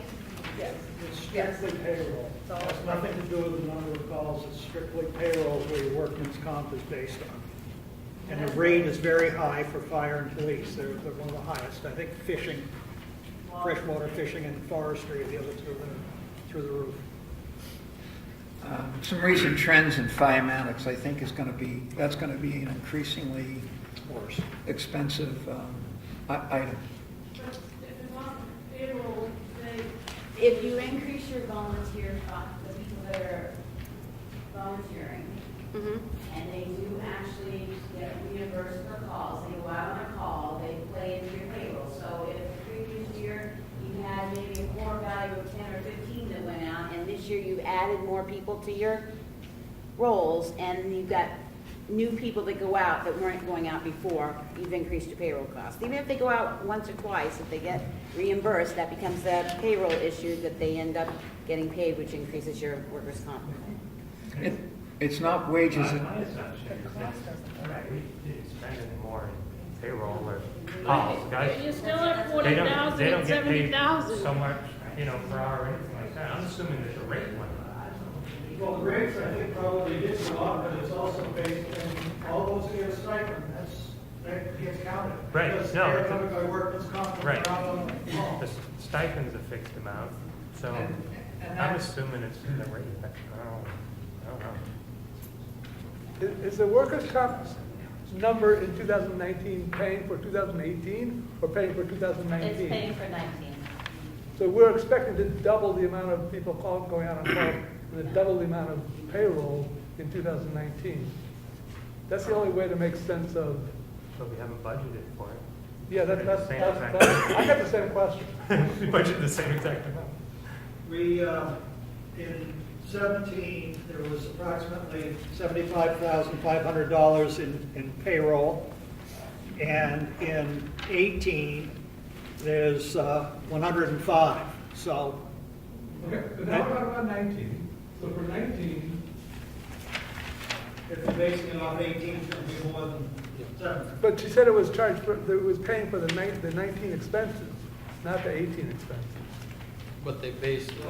Primex, remember, Primex has given us the money based on, I think, two things. Number one, a substantial increase of stipend money from 17 and 18, and they're an insurance company, so they do the actuarial stuff. And the other thing is, some recent research in fiematics presents some substantial concerns for risk for those for fire risk. So you're saying they figured the 18 on 17's tax roll.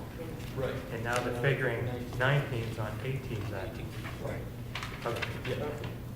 That's, But it's, yeah, Yeah, just yeah. about the 18. Yeah, if you look at 40,000. I can take a look at 17's information, and we can talk about it on Thursday again if you want.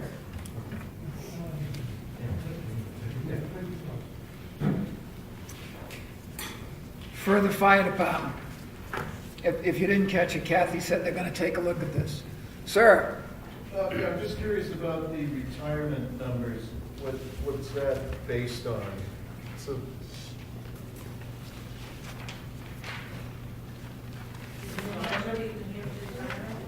yeah. One full-time firefighter, the raise was set by the retirement system. Wow, okay. Who sets that rate? The state of New Hampshire Selectmen, actually, they put a legislative law, so it has to pass through the, So $70,000 salary garners a $21,697 retirement donation each year? Yeah. Fire, police, and school teachers, and especially fire and police are substantial.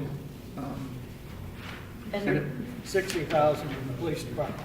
This year for New Hampshire retirement, they run on a fiscal basis, so they do all their books on a July through June. So January through June for us, firefighters, we have to pay 31.89% of their contributed wages.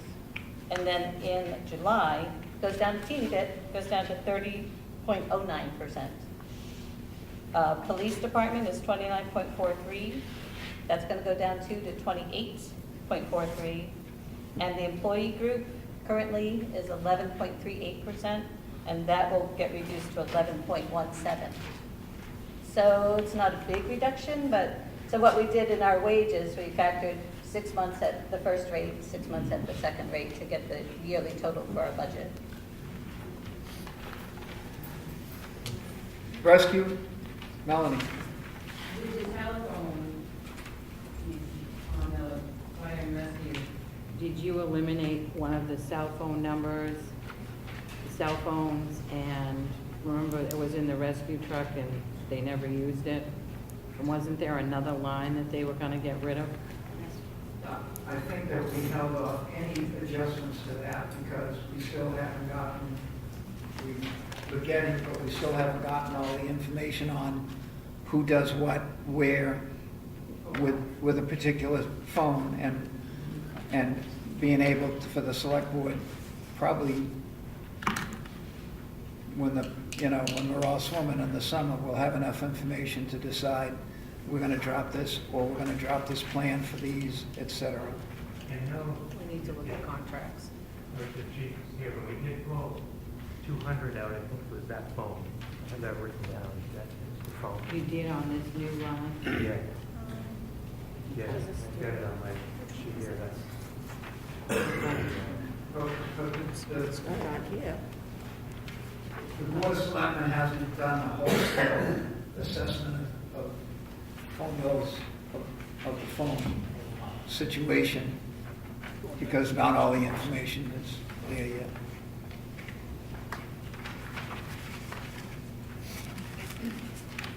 Fire Department other? Part 1, from line 110 to 740. And Fire Department other? Part 2, from 110 to 300. Questions? Emergency management? You skipped municipal building. You skipped municipal building. I'm sorry? Municipal building. Municipal building. Oh, yeah, right, sorry about that. There's no taxation for that because that was a 5-year non-lapsing warrant. I think it's clearly explained below in the notations. So what will happen each year, whatever the balance is, will roll over. It's committed fund balance. So everyone was taxed and gave us the money in 2017, and that's in our general fund, but as a committed fund balance. So we can't spend it on anything other than this. I get I that. know you don't like that, do you? No, I get that, I'm fine with that, except that you got the $8,600 in the 2018 budget, but you got nothing in the 2019 budget. So, Because we're not raising taxes on it. I understand, but it was in the budget last year. So we raised it in 17, it shows up in the 2018 budget. Yeah. Should it not show up in the 2019 budget? He made us pull it out last year. At public hearing. It should was not, So it shouldn't be in the 2018 budget. Well, what I have listed here in 2018 budget is that was the balance that was left over from our 10 grand. Right. So we had that as an appropriation in my accounting system, but I don't have anything in the 2019 column because we're not asking for any more money on it. What you'll see next year is going to be, 2019 is going to be what the balance is going to be at the end of the year. So I'm going to keep telling and identifying how much money's been spent each year so that you'll know what the balance is. but there should be nothing in the budget for any of these years other than the 2017. But next year, that 2017 column is going to disappear. Then what are we going to do? No, because you still have the authority to expend. Yep. We can spend the money. Yeah. Yeah, It's- it's been appropriated. My total budget of all the money we're going to spend, that's in there, of that $4.5 million. That's in that part of the total budget of what we're going to spend, not in our appropriations. Different thing. It's not in the day-to-day operating budget, but it's in the total budget. So we know where that it's I'm sold, watching but you're it. right, it shouldn't be in the rollover should not be in the day-to-day Appropriations. operating appropriation budget. This is the operating budget. Then we have the total budget, which has things like the 196 and the 8. So we're looking at this budget plus the We're using total. it for three different purposes, and it gets us confused. Yeah, Right. we try to do a lot with one thing, it's true. So anyway. Emergency management, hazardous, whatever you call it, is done. The town qualified for that grant money to pay for that hazardous mitigation plan. The road agent Roberts, the police chief, the fire chief took and sporadic attendance by some of the selectmen and the town administrator. She was there all the time. They're real, FEMA's real happy about the thing and thinks it's the greatest thing since sliced bread, but it really is quite good. And that'll be available, It's going to be available, it's available now. it's available now. The notices are being posted tomorrow. The note, okay, thank you. And that's good for 5 years, I think. Yes. Right. Highways and streets. Highways and streets on page 11, highways and streets on page 12.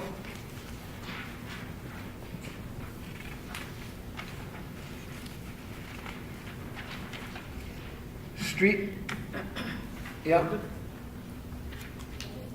Why is it in the 18 budget it was 500 for heating fuel, and they spent $1,450?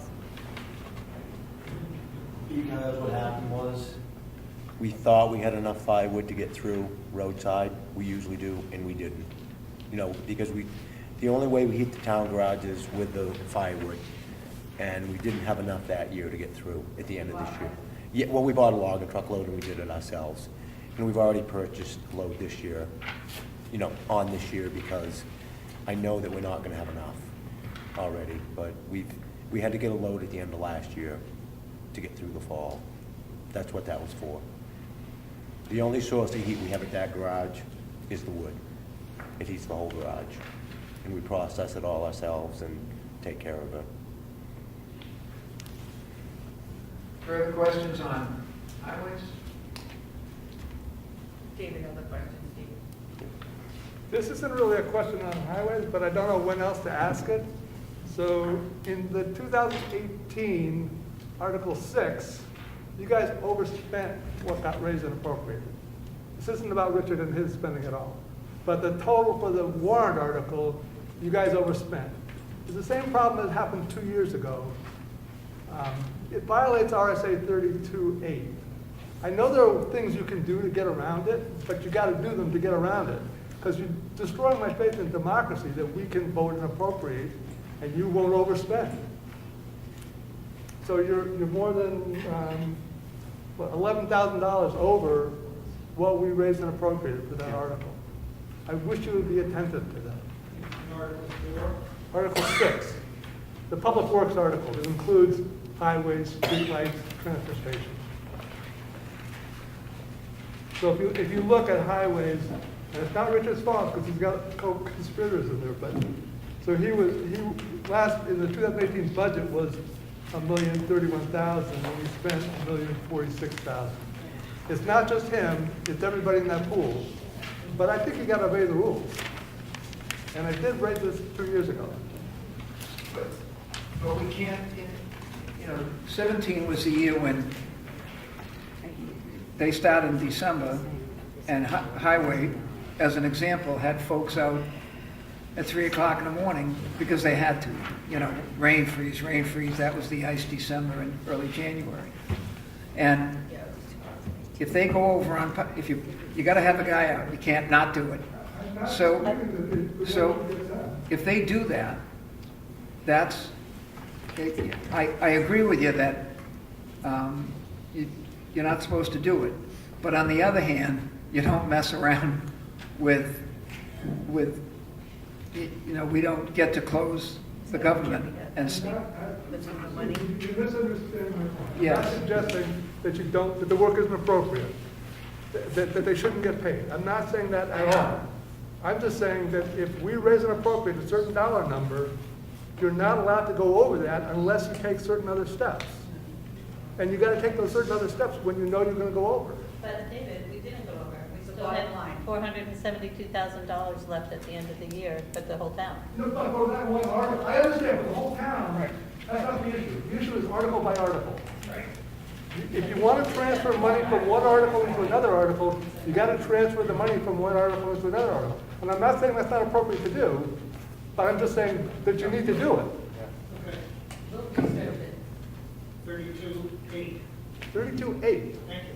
says that you can't spend money that wasn't authorized. Right.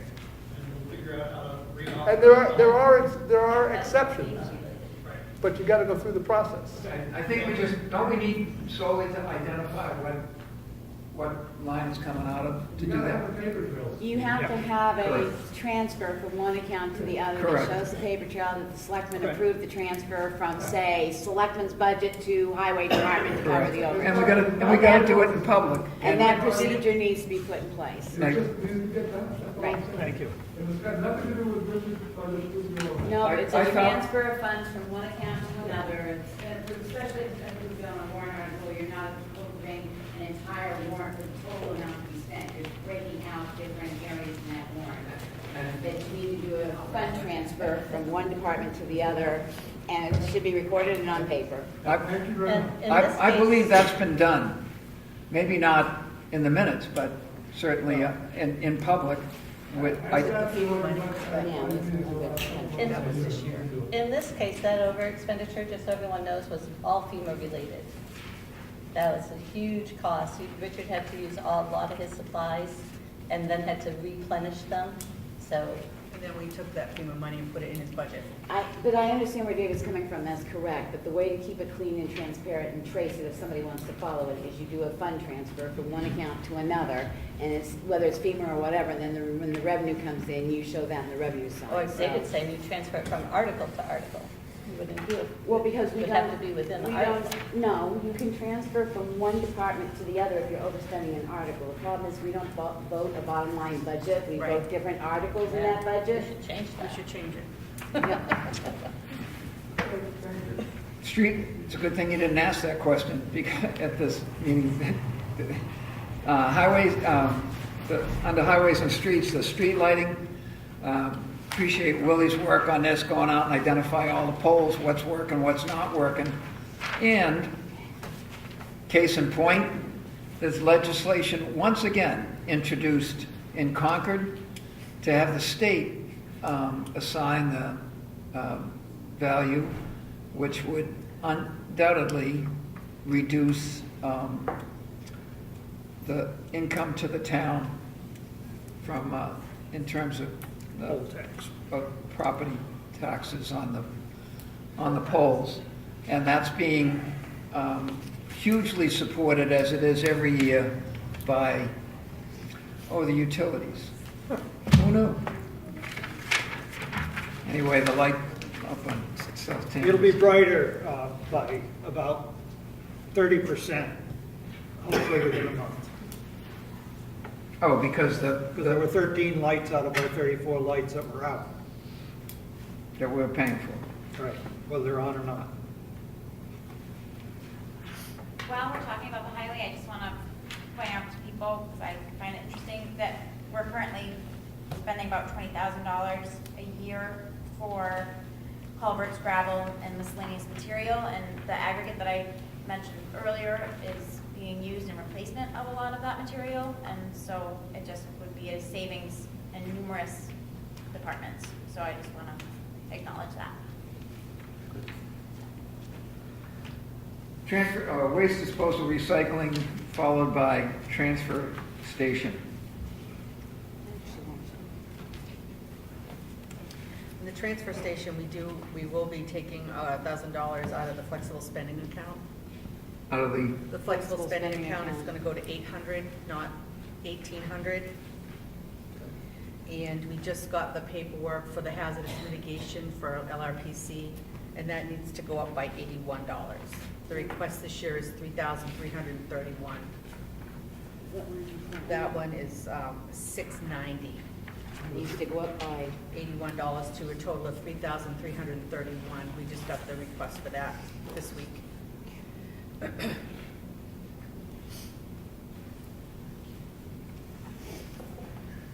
And just because I really think this is worth looking at, I'm going to just point out again that we are also getting charged a lot for hauling services, which would be reduced if we looked into the aggregate. It's really a smart decision. Can I ask the transfer monitoring services, testing, is that for the old landfill? That's landfill. And are we no longer testing it this year then? No, we are testing it. But it's $1,820. $1,800 less, $1,900 less. You don't have to do the same test every year, Oh, so okay. depending on what we're testing for. Is how the price That's is calculated. the cyclical thing, but the last increase was more than we've ever paid, and that, it's not like you pay $8,100 every 3 years. It's when the big testing is, the price is what it is, and it hasn't gone down. Well, again, you only have $200 budgeted. But there's a comprehensive test that the state requires that's up above where it says water monitoring for old landfill. We might be talking about two different things here. That's what we're doing. 311. We also test What are they talking about? at the transfer station, Okay. the runoff down to the creek, down to the drainage. We do that because we have to. No, we do it because, Animal control, Over to you.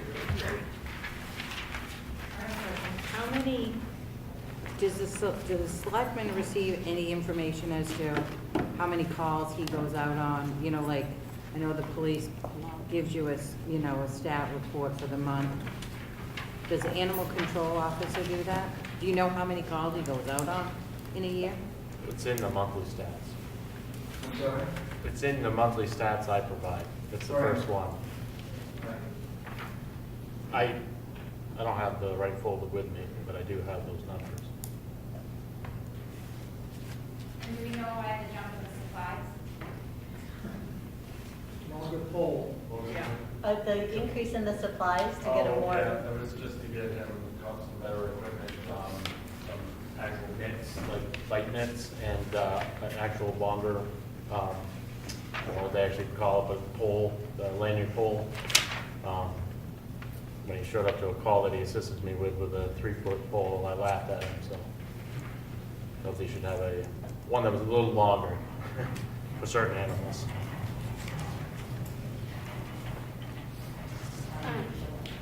I have a Yeah. question. Here's another chance for revenue. Does he put out a lot of fines for, say, like if he goes out for pig or cow in the middle of the road, or is there a fine? Yeah, I mean, we actually are in the process of making new fine slips for him, so he can charge them accordingly and we can track them accordingly. But yeah, there's like a dog nuisance fine, a menace, whatnot, so those type of things. And we do fine. Now, on that dog tags, is that through animal officer or is that through town? That's through the town. And who follows up if the dog's not tagged? Both. Yes.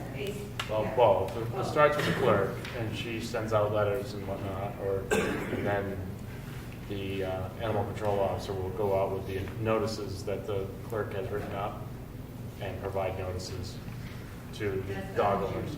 And sometimes sometimes he ends up finding out that the dog's passed away, and the town never got notified, or the people have moved all together and the town's not aware, or some just haven't paid and end up paying the late fee.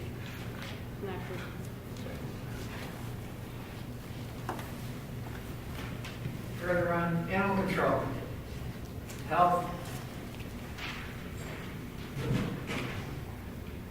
general assistance. Sounds right. Do we have general assistance? She was riding a bicycle today. Yeah. Parks and Rec. I have a question. I did a little research and I would like to see if the selectmen would like to look into it A little bit further with the, in reference to the $500 that the town pays to Sandwich every year to use Bear Camp Pond.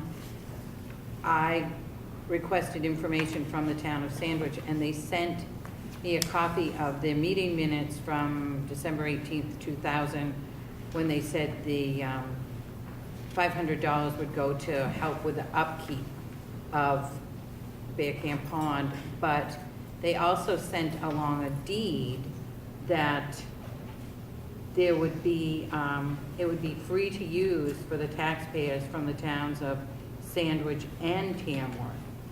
And I would like to know, what does it cost the town of Sandwich for the upkeep? You know, how much does it cost? 500 seems like a lot of money for a small area up there. I do have numbers from Kathleen Credit. I apologize. There is a fee for, there's a supervisor that checks the beach, and then the porta potty. I just don't have the numbers with me, but I will have those next week. So I do have some expenses. Somebody that goes out and actually will ticket people that aren't residents and parking there. It's part of Sandwich. She kind of works on the Sandwich Police But do we get Department. any of that money? They're getting revenue. We're getting paid, we're paying for them to do it, right? But the deed says it's free in Tamworth, so it's like, Yeah, it's it doesn't matter what they're spending. The deed says it should be free to Tamworth in perpetuity. And then it's free admission, we don't have to pay for it. What the- Because you have your tab. So No, and in the deed itself, it states, for the free use of the residents and taxpayers of the towns of Sandwich and Tamworth, as well as the guests and friends.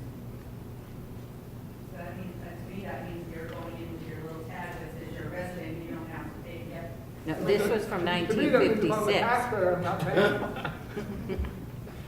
Did you hear me? This is from 1956, the deed. And then the town of Sandwich decided in 2002.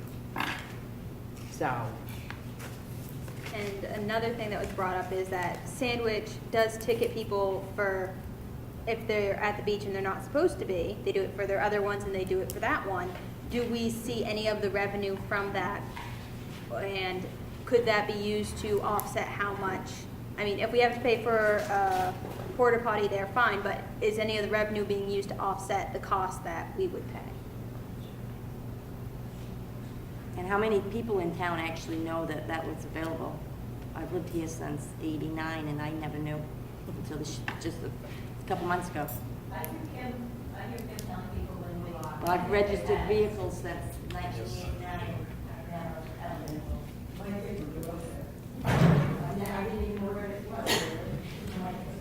Well kept secret. There. There is a sign there that tells you. But I mean, porta potties aren't that expensive either. I rent them for a club and it's $50 a month and they clean them once a week. So, I mean, what are they gonna have in there, 10 weeks for the summer? $500 goes a long ways on that. We'll follow up on that.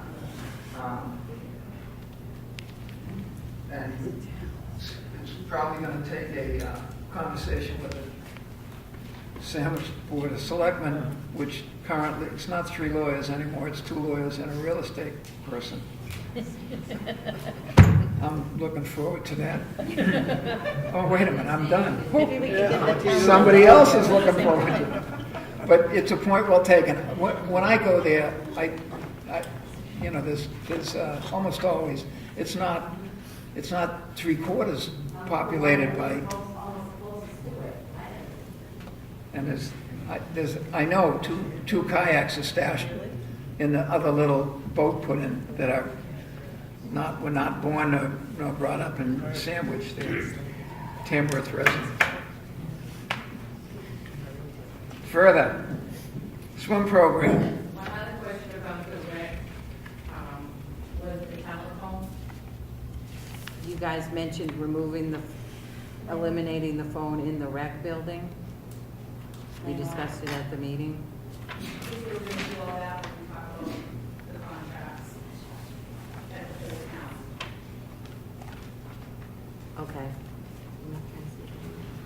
So you don't take it out of the budget now, you're just gonna, If we can come up with a cheaper contract and say we're going to the undesignated fund balance at the end of the year, they can offset taxes. Swim program. Wait a minute, you got a question about I just had a general question for Park and Rec. Given the enrollment in the school has been on a decline, I mean, what do the numbers look like as far as kids participating in the rec program? They're down. Are they? From what to what? It varies. Like basketball this year, we combined with Madison for our girls' team to be able to field the team. We combined with Freedom for soccer to be able to field the team. The other teams are all pretty well filled out. Some program numbers were down last year. Anticipating a bump this year because we're going to lower the age to 6-year-olds. But I think that overall, we've always had an ebb and flow with our team participants. But we still are good teams. We still are. We're down with our summer program. We were down with our 5-6 soccer. We actually combined with Freedom, based in Tamworth. The Freedom kids came over and played with us. Our 314 numbers are strong in soccer, grades 3 and 4. Our K-1-2 numbers are strong. And in basketball, our lower grades are strong. It's that 5-6 is low with participants. You need to speak up. The low spot right now is our 5th and 6th grade. Those numbers are down, but that, our K-1-2 and our 3-4 teams, the numbers are very good. 5-6 numbers are down, grades 5 and 6. Can you hear me? No, I can. Yep. Are all the costs with these programs, are they fixed, or are any of them variable that would fluctuate if population goes up, maybe the cost will go up, if it goes down, costs go down, or are they just fixed costs? Most of it. A lot of my job is maintaining the fields, taking care of the facilities. Those aren't going to change a lot no matter what. The facilities aren't going to change. We're still going to have the same number of ball fields. We're still going to have the tennis courts. I can't answer your question exactly. The school population is dropping. I think right now we're okay. Who knows in a few years what it's going to be. But like I can say right now, our K-1-2 and our 3-4 grades, the numbers are very strong. 5-6 is down. Parker, I have a question for you, because my formatting didn't work well on the rec adult trips. We canceled it, and we were going to try to piggyback with who? We are going to combine with Bartlett. Anyone that wants to go to the flower show, we will be able to go with Bartlett Recreation Department. Thank you. Can I ask you a question, Parker? For this swim program, if it's 7,270, don't we charge for families to swim? I don't run the swim program. That's Okay. in under my, I do not run the swim program. That's Yeah. always been lumped under Parks and Recs, but I Okay. don't have anything to do with that, other than we try to coordinate so that my summer program kids can do the swim lessons accordingly. But I can't answer questions for how that is funded, or how much they pay, or how much we charge them. Thanks. Did you, for the instructional swim? Yeah, like, do we charge families for swimming lessons, correct? Yes, we charge individual children. Right. There's a price for individual, and as she has multiple kids. And other towns, do we? Yes, they charge, but they charge more. So is that somehow on a revenue? I mean, It is on the revenue. there is a revenue side, okay. Because we do raise and appropriate this much money, right? No, part of that comes, yes, we raise and appropriate, but not, the Tamworth Foundation supports the Right, we support that too, so that's why I'm wondering. The amount there is appropriated, not all of it is raised by taxes, because you have to appropriate to spend, and it is not all raised by taxes. Which if you go back down, tell me on your back page here somewhere.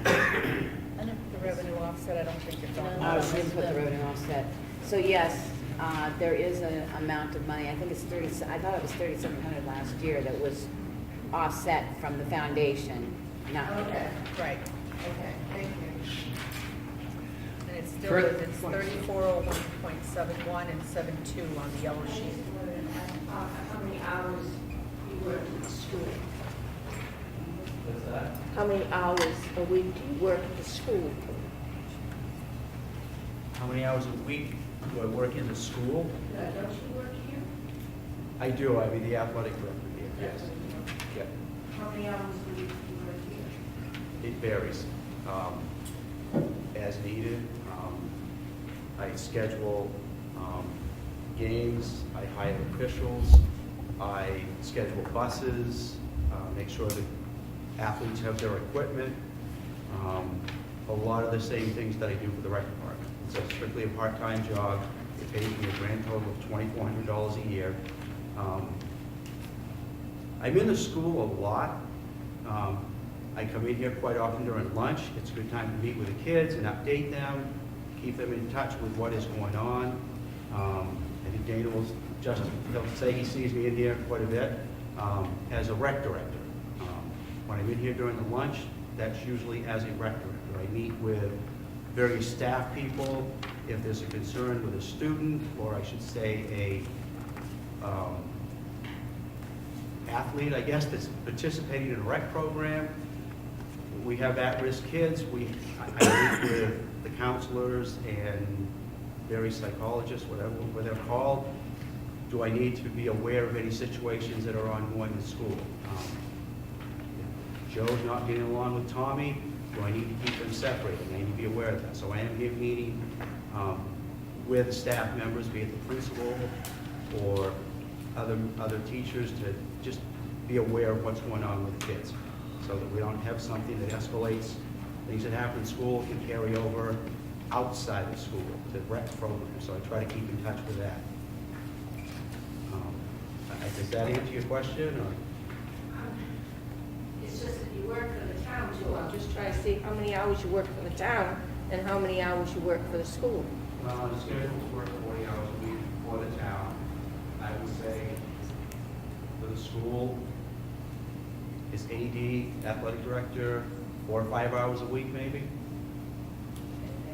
Yeah. Swim program. Look at page 60. Oh, yep. I thought Red Cross dues that they weren't belonging to Red Cross anymore. The Red Cross dues, I thought at the meeting, Brenda said they weren't.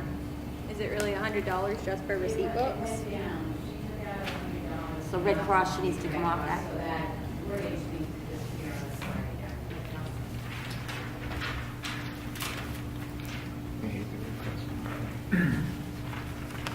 Patriotic purposes.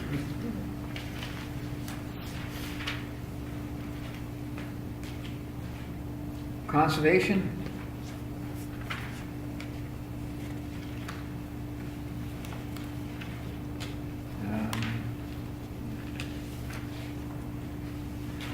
Debt service.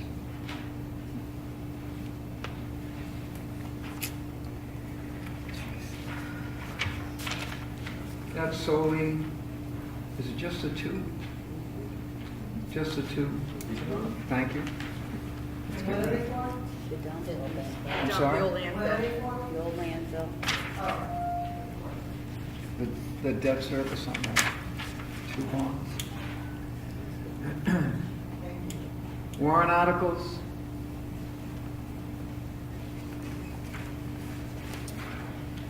What we did is we did try to keep most of the CIP recommendations. As you know, the CIP meets every year. They put forward recommendations. They've tried to mount them out through the years to keep sort of an even keel. We did try to keep as much as we could most of the CIPs, because what we found is that you keep pushing them out. You push them out to the point where you're knee and jerk because something's really broken apart that you need to get like in 1 year and spend $600,000 on an ambulance and a fire truck in the same year. So we tried. Richard did agree that he could get another year out of his truck, so that did get pushed back to next year, the highway department. But as a rule, we tried to keep what the CIP had in place still there.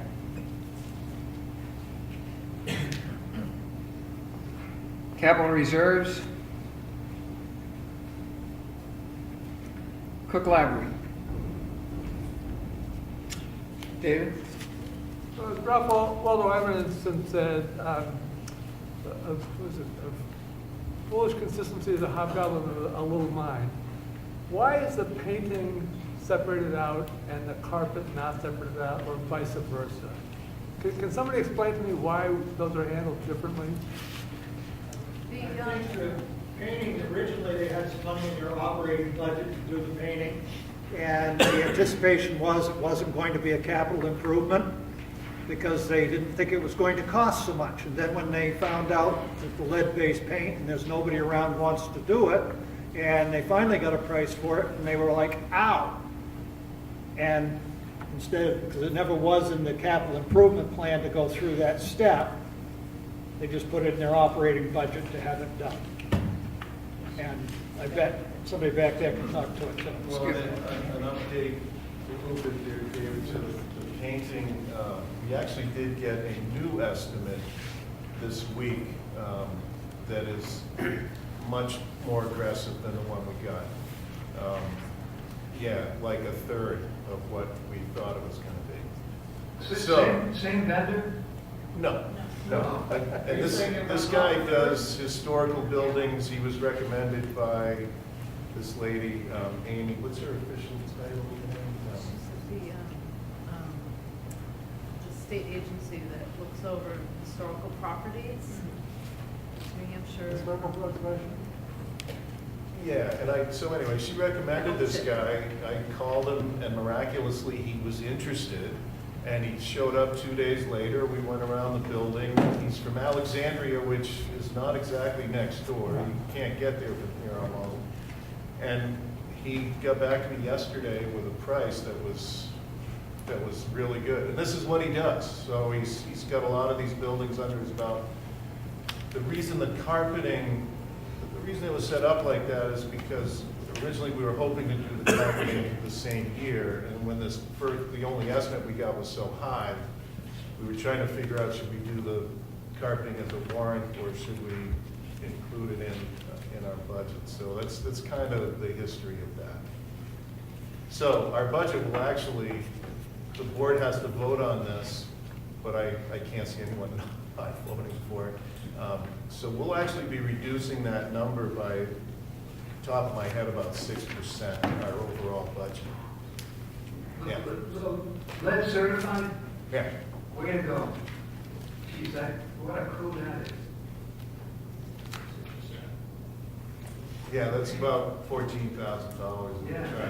We have those So numbers. about 14 is what he It's wanted? 13.5 actually, yeah. 13. Great, thank you. Are we gonna have those numbers by the 7th, by the next public hearing? A week from tonight? 7. A week from tonight? Trustees meet on February 11th. Yeah. Well, we can adjust it. Yeah, we can. Recommendation, and There will be no. we can do that. It can pretty much, yeah, of course, we're gonna vote. Well, I mean, we can- But we need to be official, we need to vote on it as a board, so.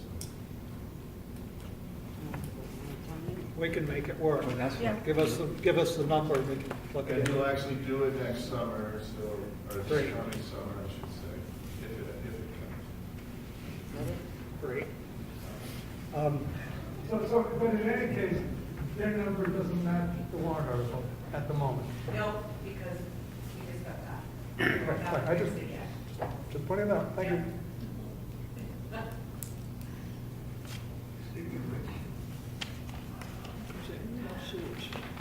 Year 2 of the fire truck.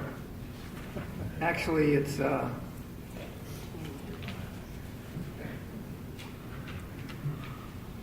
That got moved, but that's up in the capital outlay now.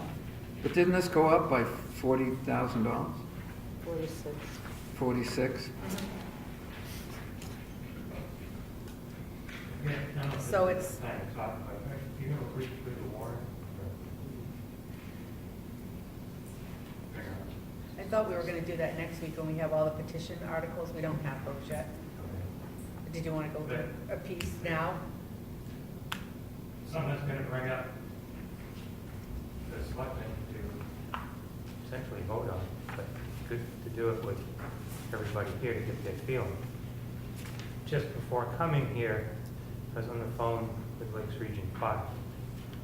As I know the select board knows, the bids came in higher than the $384,000 that we thought we had.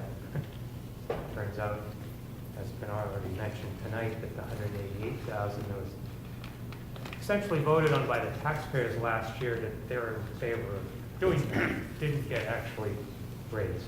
We don't have that. So we've been trying to get the price down, and negotiating with them, looking at things we can cut, whatever.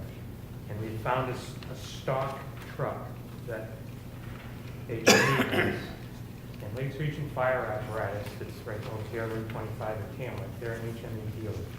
We found a stock truck that wasn't exactly what we were looking for. It needs to have some stuff added to it. So Lakes Region Fire's been working with the HME they represent to get a price on what it would cost if they added the things we need on.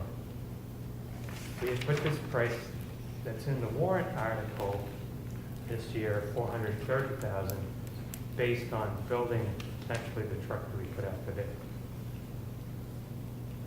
By trying to modify the stock truck and save some money, we're hoping to get down closer to that 384 that we thought we had in the bank. So the Lakes Region Fire has been doing a lot of legwork in the last couple of weeks. They thought we had $384,000 to spend. That's what they were trying to get at. The company got down to 420. They went out.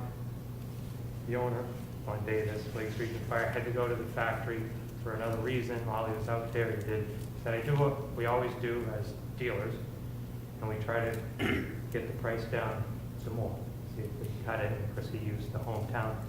He actually got them to take $20,000 off of it, get it down to $400,000. But there's a catch to that. He was doing this thinking that we had $384,000. We get it down to $400,000. Figured, okay, we can take $16,000 off of it, work that he was going to do to it. There's some things that he does, the dealer does himself, the mounting, different things. He said, in his mind, worst case scenario, we pull that off, we sign the contract now, because HME needs to do it now, because the truck's already built. Going to Georgia to be a demo truck. Found out what it was for. We didn't know that before. When he called tonight, and I had to tell him, no, there was an error made last year, so now we really don't have the money. Bit of silence on his end. I said, is there anything else we can do? Deposit, lease purchase, whatever. Is there anything we can do? Because he had already told me that he needs to let them know. He said they really want to hear later today, but he left me a message at 2:30. I don't know why I didn't get it. The phone was on my head. So we were talking at 5. He said I told him it might be tomorrow morning. He said for the stock trucks, HME's policy, you can go online. You can look at what they have stock trucks. And if you can make a $10,000 non-refundable deposit, they'll hold it for, I forget exactly how many days. It's past town meeting. So I guess what I'm really telling you is that if the board, and I've been calling trying to get a hold of all the fire wards, they've got 3 out of 5, and the board of selectmen are willing to risk a $10,000 non-refundable deposit, we can get this truck for $400,000. It's actually $400,357. How much money do we currently have raised? You said we don't have 389. How much do we have? We have 100. Since we didn't get the 188 last year that everybody agreed that we wanted to do, we really only have 196,000. Now the issue is the way that warrant article in 2017 was written. It said for a period of 2 years. There's a little bit of debate whether 2 years means 2 years from town meeting or the end of a calendar year, but whatever. I think Darlene's done some checking with the DRA. They kind of like to think it's the end of the calendar year. I don't know. If that were the case, I don't see how we can spend any money between January and town meeting of any year. But so anyway, I don't agree with that, but that's the way it is. So we have 196,000 sort of in the undesignated fund balance because that 2017 money was raised, never spent for the purpose it was intended for. So I'm assuming it's still there in the bank, part of that 10% to roll over. Is this another case in which we voted to appropriate funds and it was not delegated for what we wanted it to be? The 188 was never actually raised. We thought we were voting to do it, but the warrant article wasn't worded correctly. That was discovered just before they set the tax rate for the second half of the year. So it was never, that 180 was never actually raised. The first 196 was from the 2017. And you can't spend it because it was never signed contract. So Right. we couldn't cover that 192 either. Because we didn't have a signed contract to do that. That's But we why it raised ended the up, money. Money- raised the money. money's It in is, the bank, but it's not- right. Question is, do we want to fight with DRA? What's that? The question is, do we want to have a fight with DRA? I mean, I think, you know, we do have a fund that we could appropriate some money out of, probably to do this. I don't know if we have to figure out what an emergency really is, but we could do that and expend those funds, and DRA couldn't say much about that. And then come March, you said they would hold the vehicle till after town meeting If we- for $10,000. Correct. Get that in writing. It's So then actually- if the town does not vote and appropriate the money for the fire truck, we're out $10,000. Correct. Right. But if we do, then we save to. 20,000. Yeah. Well, in reality, you're saving more than that, because that 420 is only because it's a stock truck that happens to be there that we can modify it to your needs. We're really saving more like Well, your first bid came 50 over something. 500,000. What's that? The first bid you got came in over 500,000. Correct. Right. This is also Getting the stock truck. So, well, I appreciate your work on this, all the research you folks have done, and the change in to, in fact, settle for a little less than what you had originally planned. And I'd be really tempted to come up with 10 large, but we have a fiduciary responsibility, which I think I would be in violation of if I said, you know, I can kite 10,000 on this, knowing that the folks, I don't think we can do that. I don't know. I think the people at town meeting certainly thought that they had appropriated $384,000 last year at town meeting. David Little stood up, said the same thing that some of us had said at a hearing like this last year, several selectmen's meeting, that it needs to be shown, and due to some bad advice, it wasn't, but the people certainly thought that they appropriated a total of $384,000. If we go back and tell them, oh, because this screw up, now it's gonna cost $50,000 more, that doesn't make anybody look very good either. I just don't know if we can expend taxpayer money in order to bet in favor of the fact that town meeting will vote a particular, I don't. And the other thing to keep in mind is that there was at least double that left over in the fire department's budget for 18. Maybe we should have a giant bake sale. What's that? Maybe we should have a giant bake sale. Just have a discussion of what you just have after the meeting. I'm sorry? We should have a discussion after the meeting. After the public hearing. Yeah, you know, it's like, the way the agenda read is like they're selecting the meeting afterwards. We are. Kind of waiting for them, but it would also be a good, to be able to speak there.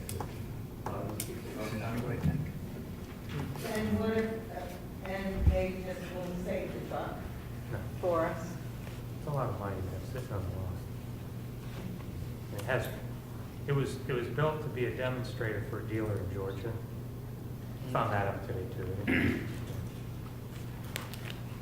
But obviously if they can sell it and lock it in to be sold, that's better. They'll do it. They'll build another demonstrator for that guy. I think that this is going to require some investigation and discussion in public. We'll look at it tonight. 'cause He you said need- he needs the answer tomorrow. You need to tell him tomorrow. To take a vote. Are there other town organizations that could possibly help with this down payment? Like the Tamworth Foundation or Well, something? it'd be kind of hard to ask the foundation for $10,000 non-refundable deposit. It's not that the town hasn't shown support for the truck, or Right.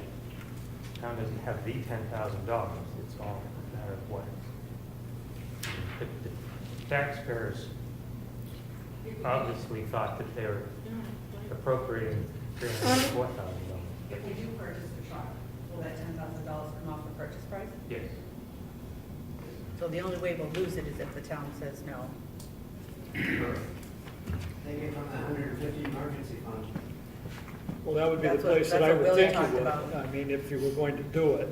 But again, you know, it is a risk. I mean, but, you know, the- life's got lots of them in it.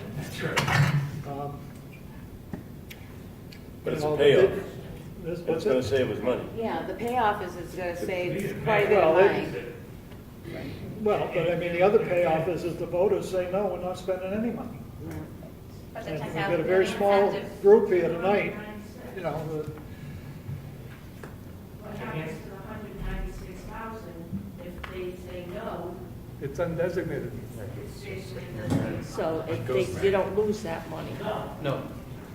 The only thing we're gambling is $10,000 that voters will say yes to getting a new fire truck, which we've already appropriated money for to be in the budget. I think it's worth It is a gamble, because you never know. Does the fire department have access to any other cash?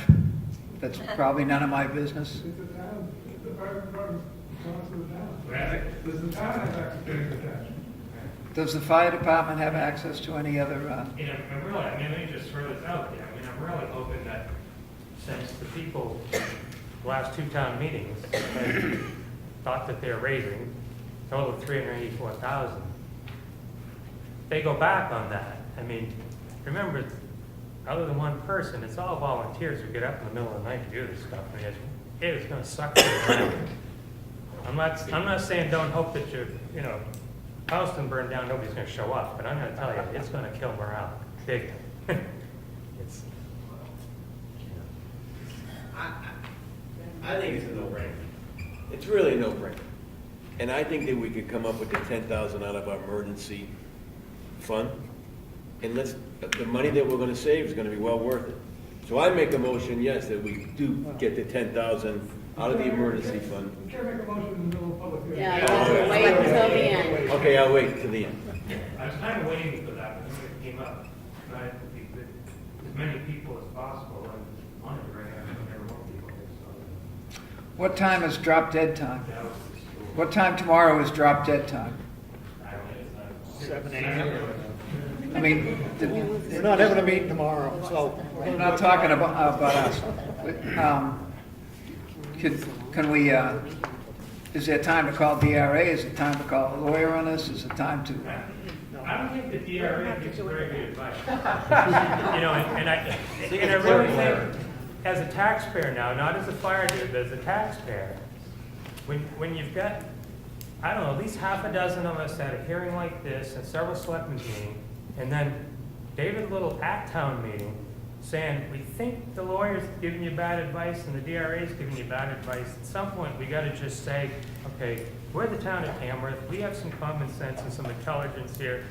I think they're giving us bad advice. What would it have hurt to amend that article last year, like David suggested, and just having it in there anyway? That's what I was with David when he said that. Let's just amend it anyway. Standard So what if we don't operating need to? So following, there's a gatekeeper, so I was following. No, I thought I know, was you were- supposed to be doing. But the fact is, Article 10 specifically said that that money was to be in their operating budget the following year. That wasn't followed, therefore we're in the gun. So, that's the way it is. Can you get the paperwork needed, even depending on what, this isn't public hearing, I know, but can you get the paperwork needed that in case we do vote in our selectmen's meeting what we're gonna do, that at least the paperwork will be on hand tomorrow morning to prove that we have a $10,000 bill due to hold the machine, to With hold the the date fire for truck? when they'll hold it. Yeah. She wants Will to you know- get an invoice or something sent with the Oh, date? we'll have an invoice. Yeah. Well, that's what I Check. mean. I can't say that now, but as long as you can get it to the office, depending on what our selectman meeting ends up, at least we'll have it one way or another. And make sure it says when they're gonna hold it till. Yeah, Critical. yeah. They have that part of it is a standard policy for them. That $10,000 non-refundable, that's not some special something or other. I just can't remember the number of days, but it's well after town meeting, something like 90 Just days. so we have a date signed by them and the date available to this amount. Yeah, yeah, no, we can get the invoice, we just need.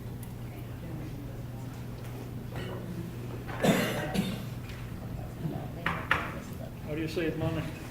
Spend money. There's a question over there, Steve.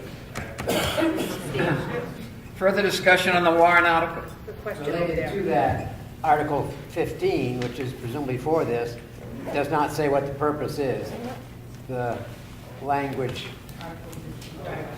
see if the town will vote to raise and appropriate the sum of $430,000 with $234,000 coming from Yeah, I noticed taxation. that. Thank you for catching that. I noticed that too, I was gonna bring that up. And we, all five of us should have done this because we've been told for 4 weeks. There's your homework. I did change it because, the lawyer was said it was wrong. No. And then, Go by and then Go by. DRAs was wrong. I'm sorry. DRA doesn't pay the bills. I know, so I changed it to the correct way. Article 16, see if the town will vote to appropriate the sum of $50,000 for the purchase of a new police vehicle, should say, and equipment. I think I asked Dana that. You said no, right, Dana? You want me to say that, change that? I'm just saying this for the first time. When we talked about your warrant article, I asked you if you wanted it to say and equipment. It just says for a police vehicle. You said that's all you needed, you wanted it to say. That's going to be changing, you need to put and equipment in there. There was a question on warrant articles?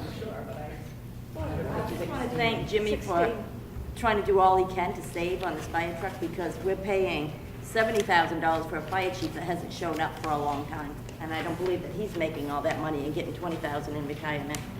But I think Jimmy's really going out, trying to do the best he can for the taxpayers, and thank you. I'd give credit to Jim as well, but Zach over there as well has gone above and beyond to try to find, cost savings for the fire department. Speaking on behalf of the Board of Fire Wards, we had that original amount that we thought we had raised and all that, and I've been really adamant the last couple meetings that we really only spend to that amount of money and not try to raise more money this year. Unfortunately, it looks like we're gonna have to anyway. And Zach had done some due diligence to go out and find a truck, an alternative, and we had looked at that and still would have been well under the cost of the $384 that we thought we had raised. That's now not an option, but they're still looking and, still trying to get it in under that, what we had already thought we originally raised in the program. Back to the question of, this is the first time I've seen this warrant article as written. I don't know what the proper language would be on that, if you look at previous ones. So whether it would be speak to a police cruiser and equipment within it. But it's a police vehicle outfitted. This just says fire, police vehicle. Did it come equipped with everything it needs at 50,000? No, it's separate vendors. So you probably have to adjust that, right? So it may be that. Does this dollar amount want to cover everything? Yes, So I'll just say and equipment. And equipment. And G equipment, or to be equipped, yeah. Further discussion on the warrant articles? And equipment. There's one in here that nobody's talked about. Good. Septic.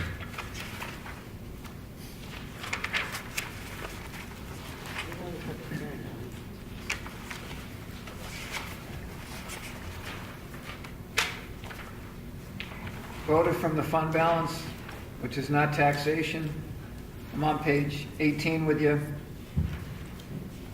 Lines 300, 340, whatever they are. David? I know that as you look at on the sewer, the $8,622, it appears on page 17, about the middle of the page, up under section A. And then it also appears on page 18, in section B, again, about a little less than the middle of the page. So that same $8,622 is in there twice. That section on page 18 is revenue. No, revenue's on the yellow sheet. Right? Isn't this column revenue? We're using the same sheet for about 4 different things. That's what makes it confusing. Because if you read the title, it says voted from program revenue, no new taxation. So you're right, it should be on, it's on the yellow sheet and it's on this green sheet showing It should now. be on the yellow sheet. I think it should be on one's on the green sheet. Right. Right. Because otherwise I think it's kind of close. And then can I just go back to page 17? For the, under section D, the non-lapsing fire truck, 196,000. Depending on what we're using this for, you might want to put the 196 in the 2019 request. Because otherwise it's not, it doesn't match the warrant articles. So if I add up everything from here and I add up everything from the warrant articles, I need the 196 in 2019, just to get it to balance. Thank you. And if you're going to use this for something else, that's fine. Say that again, I'm sorry. On page 17, under section D, the 196 wants to be in the 2019 request in order to get the green sheet to have any chance to balance against the warrant articles. Because you're including it in the warrant article, but it's invisible over here.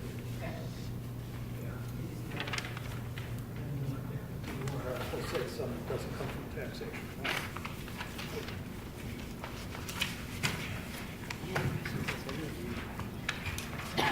The encumbrances on page 18. Questions, comments?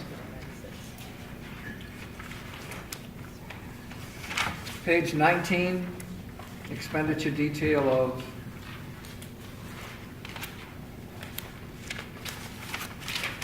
this is all revenues? That's the total appropriations. Total appropriations. Won't be coming from taxes or Right. other income. Questions or comments?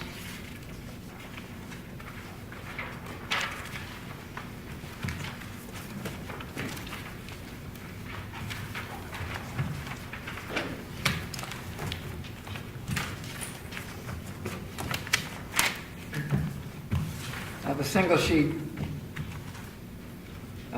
expense account, proposed budget, that's clearly, you made some, there will be some changes and other, some information that has to be garnered. Does it look like to the board that we can approve a budget on the 7th? Or will we have to, should we plan to prepare a public hearing on any changes on the? Well, we're going to have a public We have a hearing public hearing on the 7th. because we need to deal with all the petitioned articles. So Right, what I'm asking any of is budget going to be, do we We have to? should have our stuff ready, if that's what you're asking me, yes. Right, and so we're going to post on the agenda that we'll also hold another. I think you guys wanted to start your regular meeting at 5, and then we're going to do the public hearing at 6. Is the way I have the agenda set up now. And just, and this will be one public hearing or two? I'm hoping one. We don't have to decide separately on the information that we don't have yet. We'll have everything by the 5th. Okay. And on That's these- the deadline. And then we will actually vote on Yes, the warrant. yes. Homework again. After the public hearing. Any questions or comments? I'm sorry? You're welcome. Thank you for coming. One of the best things that's happened over the last about 3 years is folks showing up. I didn't- Attention on government oversight and talking to us about it, look, I saw him on video, and then talking to us about a particular issue. If there's no further comment, we'll, When did you say that public hearing was gonna be? It's after Thursday, the 7th. The 7th. At 6. That's actually going to be at the town office, not here. yeah, and they'll accommodate it because of what's Because here. we're going to make it. We'll close the public hearing. The selectmen are still in session, and is there further business to come before the meeting? Dan? Would you like us to chair? Well, not if we're going to hold the meeting. We still have a meeting. Okay, all right. Thank you. Thank you very much. Dan? I make the motion that we take $10,000 out of our emergency fund to put as a down payment on the new fire truck, As a whole, yeah, okay to hold it. as a whole. Is there a second?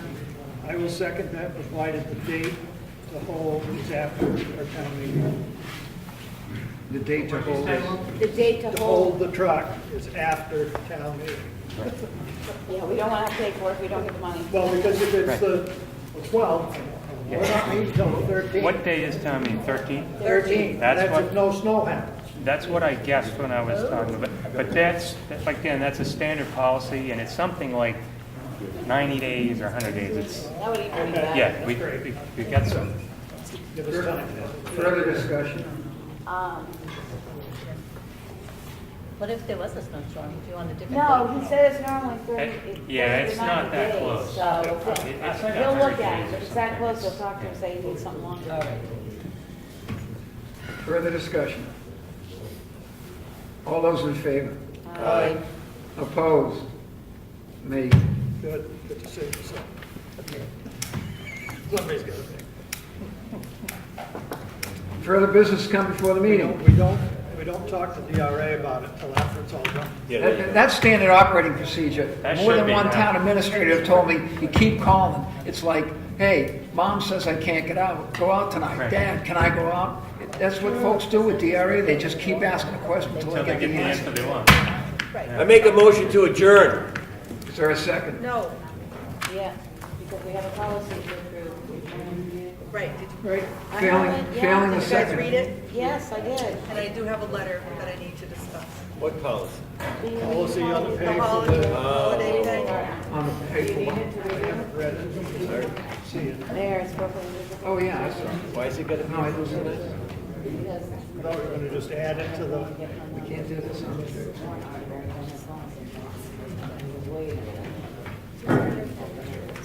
Was this, I sent it today, this afternoon, along with that letter I wanted everybody to read. I know. life gets in the way. No, We can take a few minutes. the computer got shut off at We can 2:30. vote on it on next week. It's fine, Thank as you. long as it's I'll go before down the on budget. it tonight. Yeah, go before the budget. I thought we were just going to amend our policy and put a line at the bottom of it, not have a I'm whole gonna- other special Well, policy. that's in the police policy, and in our policy, I can just write the police, see their policy or whatever. It sounds like a This is their solution. This is the one that Dana police wanted to- department. We right. vote on their policy for the police department, so I will wait till we get it in our personnel policy, the language that we as selectmen want there. We'll vote on that. Whatever he can write down here that they have every day off, I don't know. Second, It's sort of irrelevant to me. all those in favor? Of what?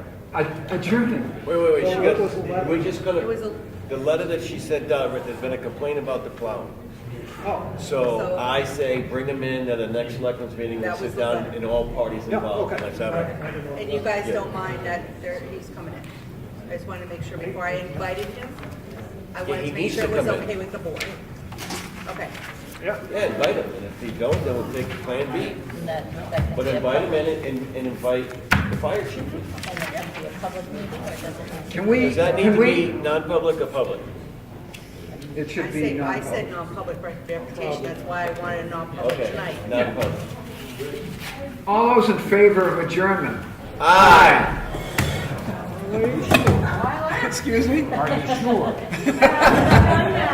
This is the second time. It's never happened in my life. Wait a minute, I'm waiting.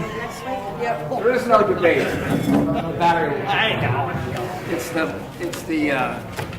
ultimate. Oh, did you get one of those? Did you get one of these? Yeah. Yeah, did you get one of these?